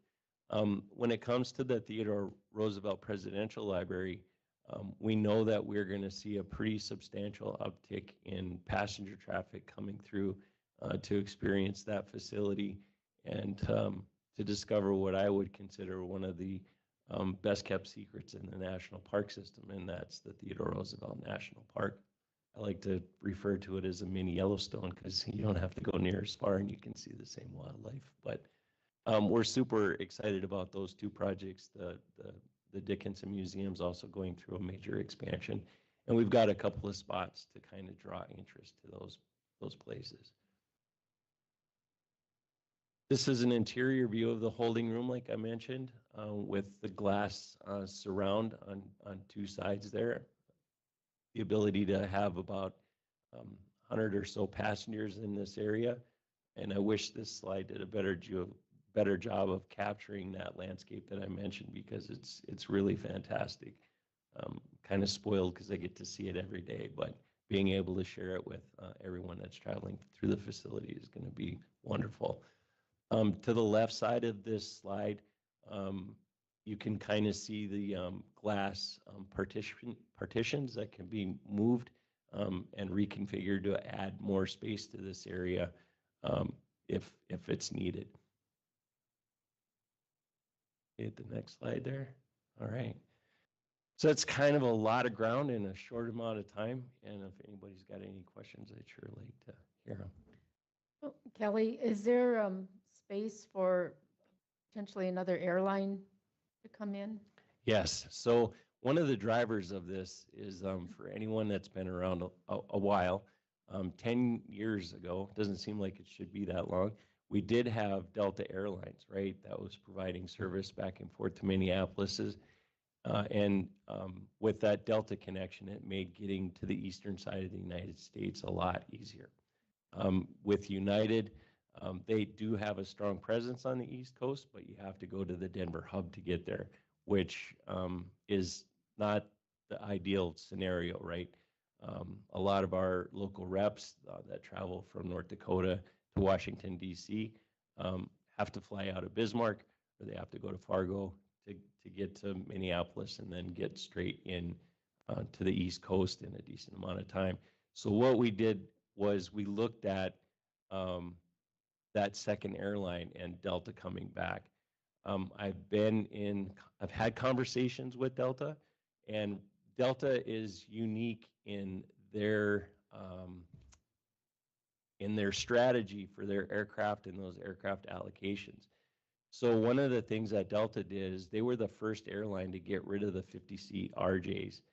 Delta is very focused on their customer experience and being able to have multi-class aircraft, so a business class or a first class aircraft. And if they have an aircraft in their fleet that can't accommodate that configuration, they got rid of them. So the 50-seat RJs were not able to accommodate that class upgrade, and they parked all those aircraft. So this all goes hand in hand with the 76-seat aircraft and the Embraer 175, which is the aircraft that Delta operates. So the goal is to get Delta to come back to Dickinson and provide that service. And as far as the funding, you're looking at 26 and 27 if we did 2 years, or? Yes. That would be. Yep. And you know, we fully recognize that Dunn County is in no way financially obligated to the airport, and that this is a big ask, and we understand that. So I come in here with a little trepidation, you know, and knowing that that support is an ask, and we had some support previously with the reconstruction of the runway, and we greatly appreciated that support, and we're looking forward to some future support as well. So, well, it isn't in Stark County, but it serves. I mean, we have workers that fly into Dickinson that work in Dunn County, and you know, we have an airport in Killdeer, but it's not a commercial airport. yeah. So I mean, this is much better. I would rather fly out of Dickinson than drive to Bismarck. So For sure. And I just, you know, to add too, so the airport just received a brand new aircraft rescue and firefighting, a new fire truck. And we donated our old fire truck to the Kildare Airport. So been in contact with him. We're actually scheduled to drive that truck up and get some folks trained up there and have it based at the new rebuilt Kildare Airport. So we're happy to help out in any way we can. You know, we spread it around. yeah. Commissioner Pelton and I are on the airport authority board, so we really appreciate Yeah, it'll be a nice addition. You never thought you'd see a jet flying in and out of the Kildare Airport, but here we are, right? So it's exciting. You know, Kelly, you talk about being around and remembering things. I can remember back 47 years ago, I actually helped build part of that runway and parts of runway throughout the years, you know, and kind of watched it grow and expand. And one of my questions is, you know, now that you put the new runway on, how big of planes can you really land before you need to go to the next phase to move out a little further? Yeah, that's a great question. So the largest aircraft that we can handle is like a 737 or a 319, right? They're Airbus's version of the 737, but that size aircraft. And there are lots of different variants of that aircraft. I'm kind of falling down a rabbit hole here, but the 737 can hold, well over 200 passengers in its largest form. But the 737 typically, 150, 160 seats. We could handle that aircraft on the runway itself. But at that point, we'd be a little bit further down the road and we'd probably be looking at an expansion to the terminal. And one of the design components that we had on this is, looking into the future when that day does come, will we be able to add on to this without major disruptions? And we've taken all that into account. So we can add on to the screening area and the passenger holding area with the addition of another second jetway without major impacts or huge costs, having to reconfigure the existing facility. So the new terminal is going to be south on 22, probably where them gates are on top of that hill. That's somewhere in there. That's Right about exactly there, yep. And all the parking can be right up there too. Yes, yep. Thank you. Sure appreciate you coming in. Very impressive, the plans. And, guys, I guess I would suggest that we have Sally build into the budget $1 million or we'll do it in one time or over 2 years. I know our capital projects fund right now, we had budgeted 10 million, I believe, for our public safety building, and that for this year, that's not going to happen. So funds are there now. What are the board's wishes? Well, we can always see where it sits at the end of when we get to December. Okay. If we want to put some on this year. So if we just make a motion to give them the $2 million and then timing to be determined? Yeah. We don't probably need that formal recommendation now. I mean, as all the municipalities and the counties are heading into the budget season, everybody's, talking, and we just hope that the airport's a significant part of those discussions. So if you don't need to make a recommendation today, but as you move forward, you need me to come back or whatever, but. I think it's vital to the county and with the people flying and coming and going with the service industry we have going on in our county. Hopefully it'll be here for a number of years, and I get that terminal's pretty small, and I think what the cool part of it is when you board the big planes, you don't have to go out in the cold, because I've been on that runway when it's very cold waiting to get loaded, so. Oh. I think it's progress. I agree. So just the consensus, we'll support it, build it into the budget? Or do you feel? We're going to be needing to spend money before the end of the year. Yeah. I'll just move that we give them the $2 million now for the airport. Okay, is there a second? I'd second the motion. Any further discussion? If not, we'll do a roll call vote. Commissioner Heiser? Yes. Commissioner Olson? Yes. Commissioner Pelton? Yes. Commissioner Kleeman? Commissioner Dolzall? Yes, the motion carries. Oh, that's unexpected. Thank you very, very much. Appreciate that. If you'd like to invite me back and provide updates along the way, I'm more than willing to come up here and do that for everyone. I appreciate the support. I can't tell you how much it means to the airport, to the community, and we're excited about this project. Thank you. Thank you very much. Yeah. Well, thank you for coming up and all the work that you've put into this. Absolutely. How long have you been there? Oh, man, it seems like just a couple of years, but it's 11 years this year, be 12 years in October, so. Yeah. Kelly and I have worked together a lot over the years, so we know each other pretty well. Yeah, so we have. Good relationship. I appreciate that too. And congratulations on your new post. All right, thank you. Thank you, guys. Thank you, Kelly. Right, Holly, Board of Equalization.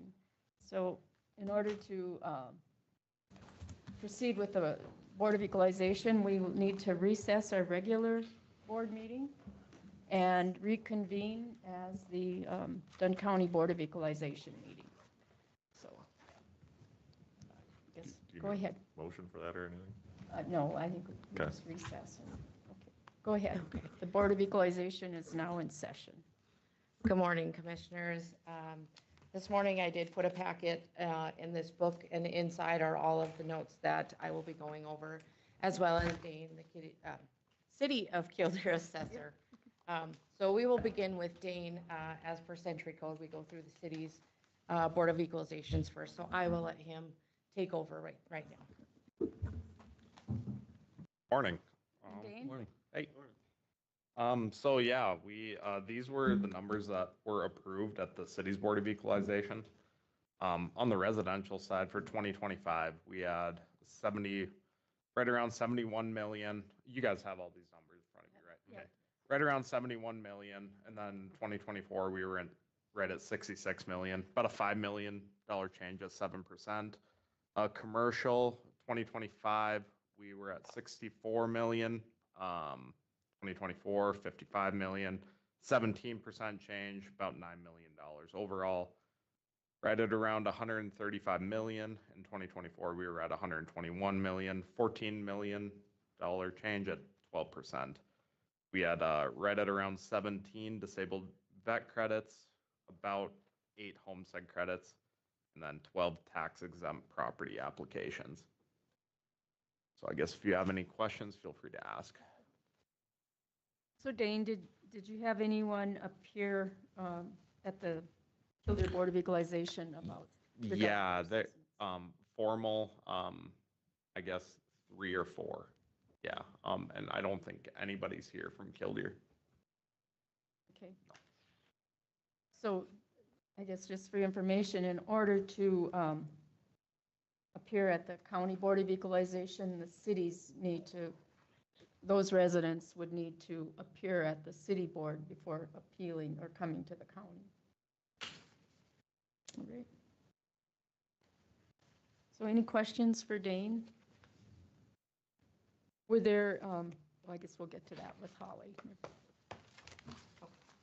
So, Okay, I will finish with the rest of the cities in Dunn County, as I am the assessor for Dunn Center, Halliday, and Dodge. So we'll begin with Dunn Center. Same thing there. We updated the base year. There was a manual cost adjustment that went actually countywide. This adjustment was reevaluating the costs and pricing units for materials. And the last time that had been reevaluated was actually in 2008. So there was quite a significant increase along with this manual cost adjustment. So if you look a little further down, the commercial, we were sitting at 140% manual level. I was able to take that down to 115%. So right off the bat there, we were, 25% down on commercial. And then residential, we were at 160 manual level, which was the max that we were allowed in our program. And I was able to take that down to 125%. In Dunn Center, I had to adjust the commercial map area from an 85 to a 90 to be able to stay within that state tolerance of 90 to 100%. So their tolerance rates in Dunn Center were 96 on residential, and commercial was at 92 after that manual cost adjustment. They had 14 notices of increase that were sent out, 3 disabled vet credits. I had no homestead credits received for that community, and 1 property tax exemption and only 1 new construction there. So the 2025 residential true and full was at $8,596,310, which was only an increase of $124,000, a 1% increase over the 2024 year. Commercial property true and full value for 2025 is at $8,068,390. This was a 3% increase over 2024's value of a $219,080 increase. So overall, true and full value for Dunn Center was at $16,664,700, 2% complete increase. Their net taxable is at $783 and $783,186. I did not have any contests at that, and the values were accepted in Dunn Center. Okay. If we move on to Halliday, the same thing there, update the base year, the manual cost adjustments. And then we'll go to the residential map area went from a 50 in Halliday to a 55. They were a little bit below tolerance. It seems when I looked at the books here, they were under tolerance, and with that manual cost adjustment and the map area increase, we were able to get them at 90% right now. Commercial map area was also adjusted from an 85 to a 90. We did send out 122 notices in the city of Halliday. There were 6 disabled vet credits, 4 homestead credits, and 2 property tax exemptions there. Residential true and full value for 2025 is at $11,519,030, which was a 16% increase over the 2024 year of $1,582,860. Commercial 2025 true and full value is at $4,138,340, a 7% increase over the 2024 year of $255,350. Their true and full overall value of both commercial and residential was at $15,657,370. 13% combined increase of $1,838,210. I had no contests at the city of Halliday also. So moving on to Dodge, they are at the sales ratio mean of 96%, residential and commercial was at 92%. Same manual cost adjustment happened there. There were no other map area adjustments that needed to happen in Dodge. We had 2 notices of increase that got sent out due to that manual cost adjustment. 5 disabled vet credits that were applied and 9 homestead credits that were applied and 1 property tax exemption that was filed in my office. So for residential true and full value 2025, Dodge has $4,376,620, a 2% increase over the 2024 year. The commercial 2025 value, true and full, is $766,830, a 3% increase over the 2024 value of $19,670,000.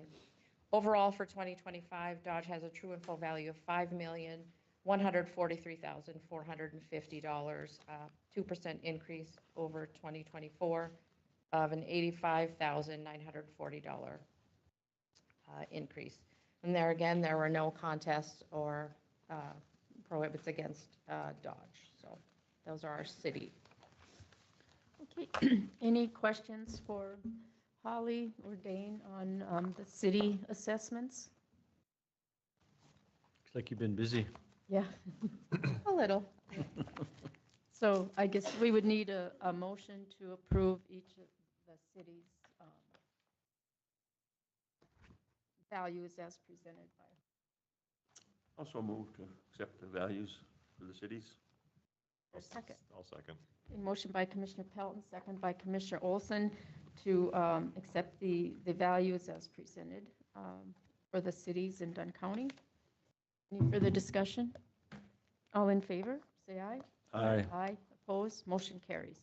Thank you, Holly. Thanks, Dane. Thank you. Okay, so now on to the county. Yeah. So for 2025, the county Board of Equalization notes there, I have a residential 2025 true and full value of $201,262,680, which is a 6% increase over 2024, so an increase of $12,992,755. True and full, or I'm sorry, residential compliance with the state, we are at 95% for our sales ratio. Commercial property for 2025, true and full value is at $278,970. This is only a 1% increase over 2024, which is a $3,562,990 increase. Some of that is due to our complex, I shouldn't say complex, but the industrial assessments, our saltwater disposals, the gas plants and things that we have in attendance today too, not to take away from this for just a minute, but if you do have questions about any of that property, our complex aerial provider, Dustin Bakken, is here, so I can ask him to come up when I'm finished with reading these numbers here. So for ag land, I included this year. I don't know that this has actually been included previous, but it is good for you guys to know. Ag land for 2025 true and full value was at $271,851,600. Not even less than a percentage of change there. It actually went down $108,400, and that would be due to splits or new construction where it's changing classification from ag land to commercial or residential. We did not have any increases or decreases in ag land. We were at the 96th percentile in the sales ratio. You can see that the NDSU suggested acreage average amount there is $286.60. The county is currently at $276.06 per acre. We still fall within that tolerance of 96%. So we did not feel the need to make any adjustments for this year on that. Our net taxable for the 2025 year is at $36,352,332. What we did in the county, we'd had our base year adjustment from 2023 to 2024. And then we did our manual cost again through the county. I did end up sending out 94 total notices of increase that got sent out. 24 of those were due to some type of new construction. 9 of those were due to people that were disqualified from farm exemption for whatever reasons. 11 notices of increase due to land splits, so surveys that were sent in. If it wasn't a parcel that was there when I have to create one, it flags it as a new property, so I have to send them a notice saying, hey, this is what your value is. We did have 1 saltwater disposal that had an increase in our industrial appraisals. I had 8 corrected assessments that I had to do over the year and 7 land corrections that I had, and the other 34 were due to market value changes with the manual cost updates and a few other things I had to look at. We had 9 homestead credits and 27 vet credits. Farm exemptions, there were 198 that we were able to grant this year. And I only received 3 phone calls, and most of these were new properties that I had put on, so I was able to walk through all of the information with them, and they were fine with that, didn't feel the need to come in and contest, so. So is there anyone here from the county that has any questions or concerns on their parcels? Doesn't appear like it. Okay. So Dustin, do you want to?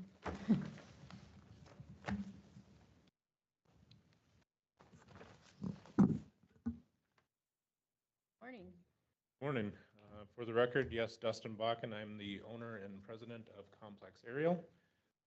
As Holly had stated, we do all the industrial assessments for the county. We are in year 5, I think, already. So greatly appreciate the partnership that we've had over the years. As you look through the report and the 2-page hot sheet, unfortunately, there's more decreases than increases this year. I think a lot of that was some skepticism going into the election last year, some energy policy, pulling back on the reins a little bit. So we saw some varying degrees of injection volumes and things like that on saltwater disposals. But one of the things that I did do this year is change the methodology a little bit on saltwater disposals. When we are valuing those properties, essentially what you're doing is creating a value that it would cost to construct today, and then you have to apply depreciation on top of that. So depreciation comes in a couple different forms. The first one being physical. So in other words, how old the property is. And then the second one is anything that's external of the property boundaries itself. So it could be location, it could be design, whatever, that are limiting factor on those facilities. So that's where the change in methodology came from. So typically, we use a formula that kind of takes into account what the design capacity of the property is. And then we adjust that or make an adjustment based on what the current injection volumes are. So for those of you guys that have been around for a number of years, you'll notice in that on the sheets for the individual properties in the report, I give you the injection volumes. So rather than look at just 2024 injection volumes, we use a combination. It could be an average of what that facility has been seeing, or it could be that Olympic average.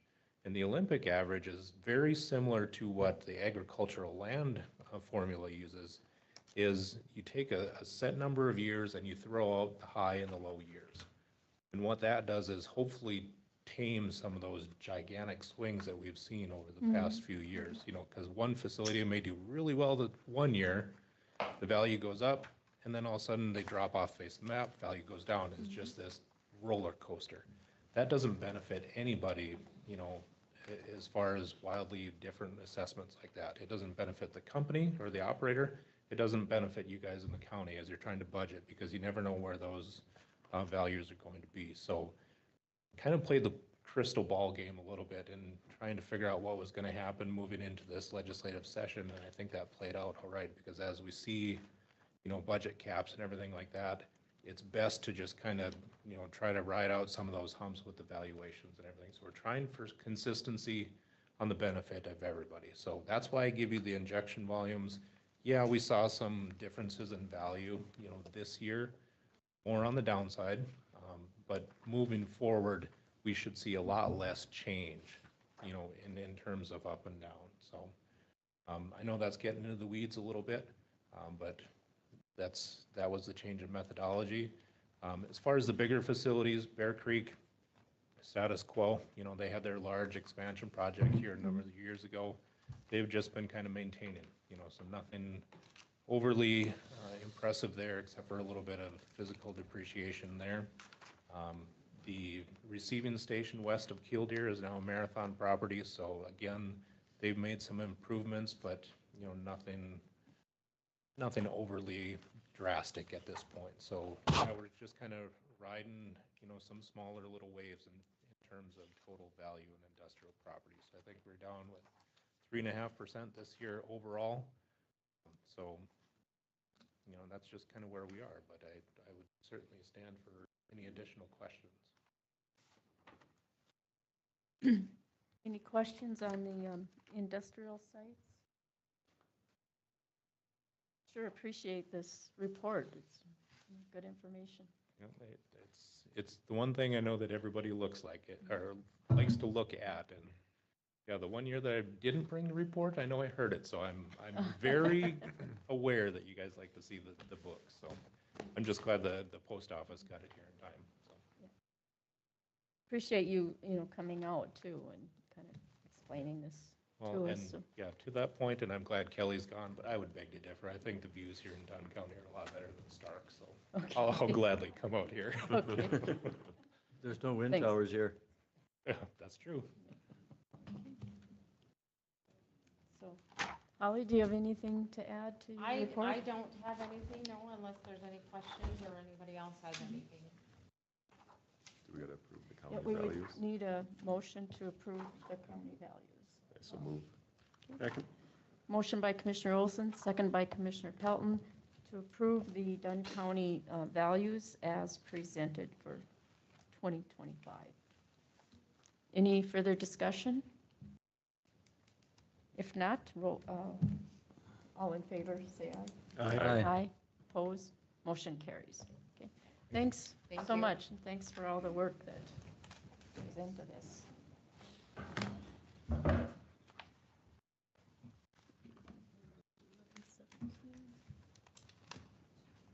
Summer kickoff. Tyrell is here.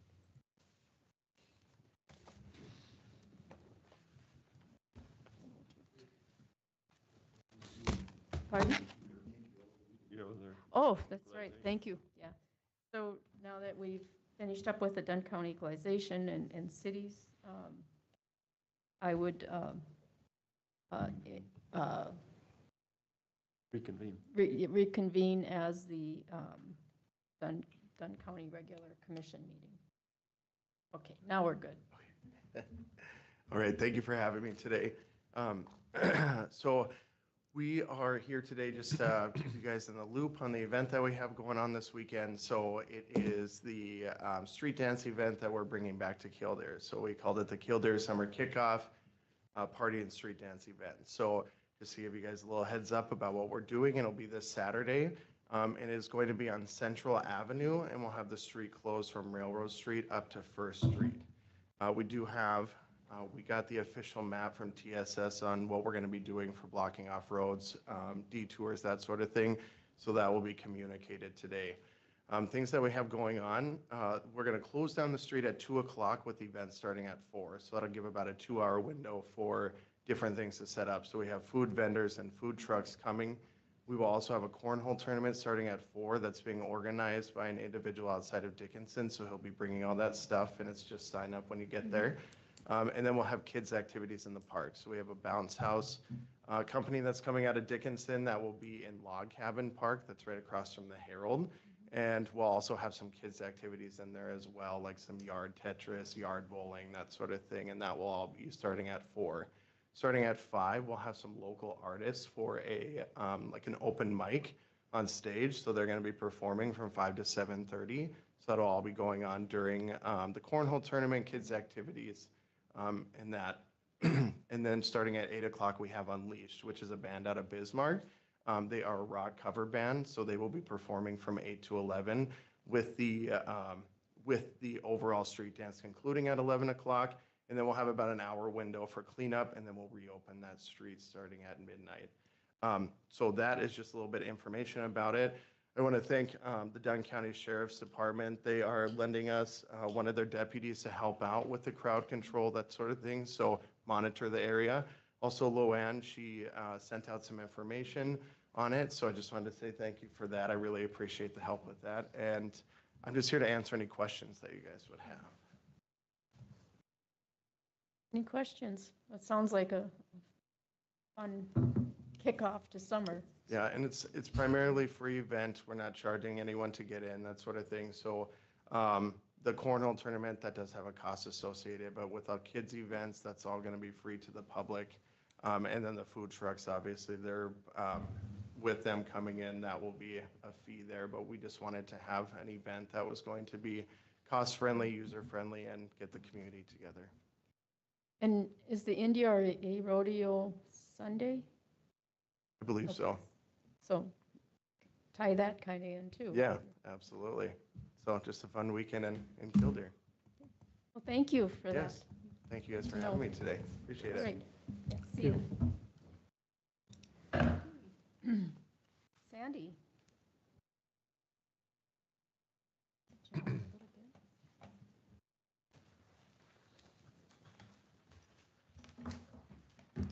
Good morning, Commissioners.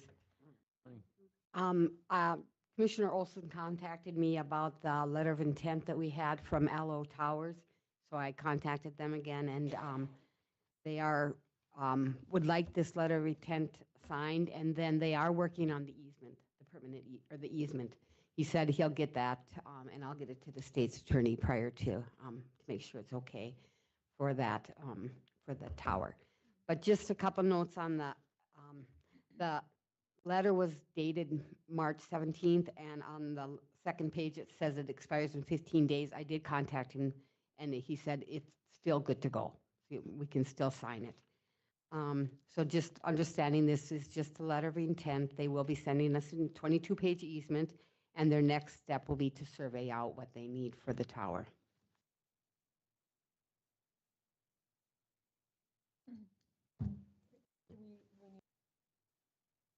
Yes. Yeah, I'm sure. Yep. Move we approve the Yellow Towers agreement. Second. Motion by Commissioner Olson, seconded by Commissioner Pelton to vote. Any further discussion? All in favor, say aye. Aye. Aye. Opposed, motion carries.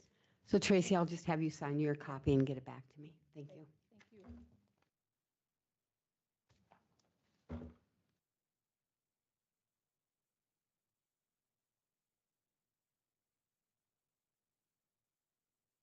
So as you guys know, in May, we had our annual state federal audit, and I gave you guys a report of the audit. There were no findings. Everything went well, and so we are moving along and everything's up to par. So if you guys read over that, if you have any questions, let me know. We did post that as well on our website, so if anybody else wants to look at it, it is on the auditor's page on the website. Thank you, Sally. Well, good job keeping everybody in line.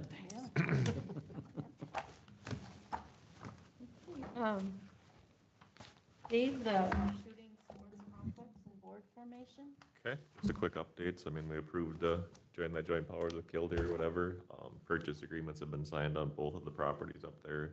We're just doing the phase 1, phase 2 inspections, make sure there's no surprises there before we buy the property or anything. So we're working through that. They've got a closing date temporarily. I think it's in August sometime for both of them.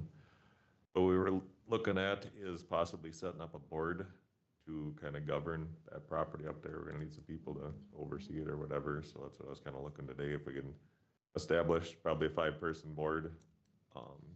Have one member, county representative, city representative, somebody from the NAS archery program at the school, and then the trap at the school, and then the 5th member would just be at-large person, take applications and pick one from there, so.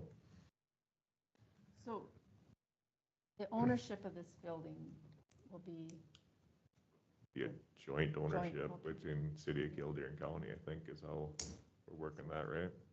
yeah, that's kind of what Yeah, just one thing that come to mind is the insurance, you know, how that'll be. probably same thing. Yeah. Gonna have to go 50/50 on it, whatever company decide. We're gonna need a MOU kind of to how it's run and. I think we need a joint powers agreement drafted Yeah. up Yeah. to run it. So, yeah, I like the idea of the board reps from the county and the city and the organizations, so. Do you need any kind of motion at this time, or just kind of an update? We need to make an emotion to make an official board, I guess, or how do you do that? Well, I Well, mean, we don't know if we have the authority to do that on our own, but, yeah, because it'd have to involve Kildare too. yeah. And they talked about at their meeting on Monday, and they want to form the board too, but they wanted to see what our direction was on it, so they kind of said, if we can do it on our end, pending approval on their end, and they were good with the 5-panel board with the representation, like I said, so, You'd be willing to represent Dunn County? yeah, I can represent us. Tracy could appoint you to that. but- Yeah, I would appoint Commissioner Olson to the board. Shooting sports complex. Shooting sports complex. We gotta have a motion to make the board first before you can get appointed though, right? Well, I know, but it's, I guess, as a county, we can make the board. Well, it's not. It's not a- Total county board, so. That's the thing, yeah. Do it contingent on Kildare approving it on Yeah. their end. Yeah. I would be good with that. Yep. You want to go ahead and- How's it? Make a motion to form a board to manage the shooting sports complex, Mhm. contingent on Kildare's approval of said board. Yeah, sounds good. Is there a second? I'll second. Okay. Any further discussion? I think Dave's got a pretty good handle what goes on, Yeah, there, so I do he'd be the right guy in our place. Well, all in favor of approving the formation of the board between the city of Kildare and Dunn County? Signify by saying aye. Aye. Aye. Aye. Opposed? Motion carries. Now I will officially appoint Dave to represent Dunn County on that. Okay.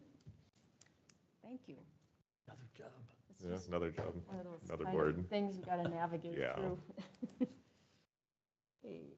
and Southwest Water and Dunn County Hydraulic Improvements Agreement. Okay, I emailed all this out to all you guys, I don't know, week and a half ago, something like that. But this is the, excuse me, the agreement we got back from Southwest Water, just the hydraulic improvement agreement to cover the cost of the engineering, to figure out what it would take for the engineering side to supply the city of Manning, plus everything else that's on the waiting list, so. Is that a fixed number for the agreement? Their best guess, and it said in there that they would update us before they went over that, so. Okay. Number 5 there, notify Dunn County if the actual cost of the study is anticipated to exceed the initial estimate. Okay. So they'll let us know if it's gonna go over that, then we would get to reapprove it at that time. So it's for up to $110,000 for the engineering study of the Southwest Water for infrastructure updates.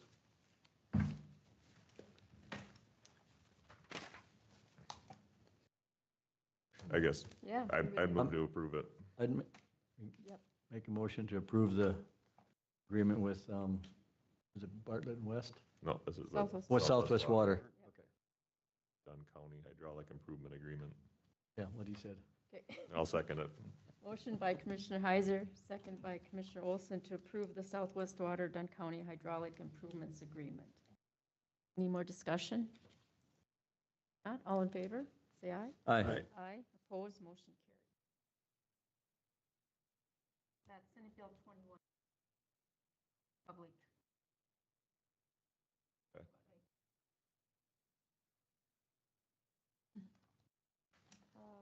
Vouchers. They were sent out to us by Sarah.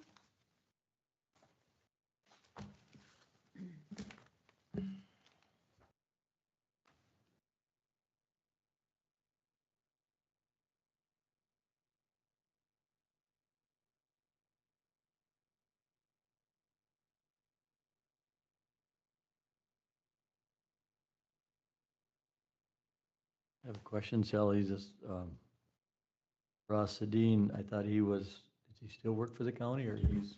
So that is, they use a book system or trying to think of the proper word for it, to look up laws and things like that. And Ross is the one with the subscription. And when the subscription, so he's sharing it with us, and when that runs out, we will stop paying him. But that gives us time to set up our own. So that'll just be for a couple more months until August. Then we'll set up our own and start paying it ourselves. Okay.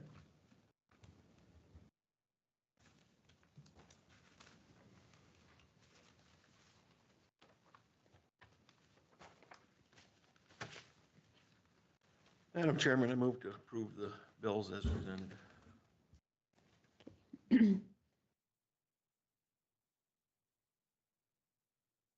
I'll second. Okay, there's a motion by Commissioner Pelton, second by Commissioner Heiser to approve the list of bills as presented. Any discussion? Any discussion? If not, roll call vote. Commissioner Heiser? Yes. Commissioner Olson? Commissioner Pelton? Yes. Commissioner Kleeman? Commissioner Dalzell? Yes, the motion carries.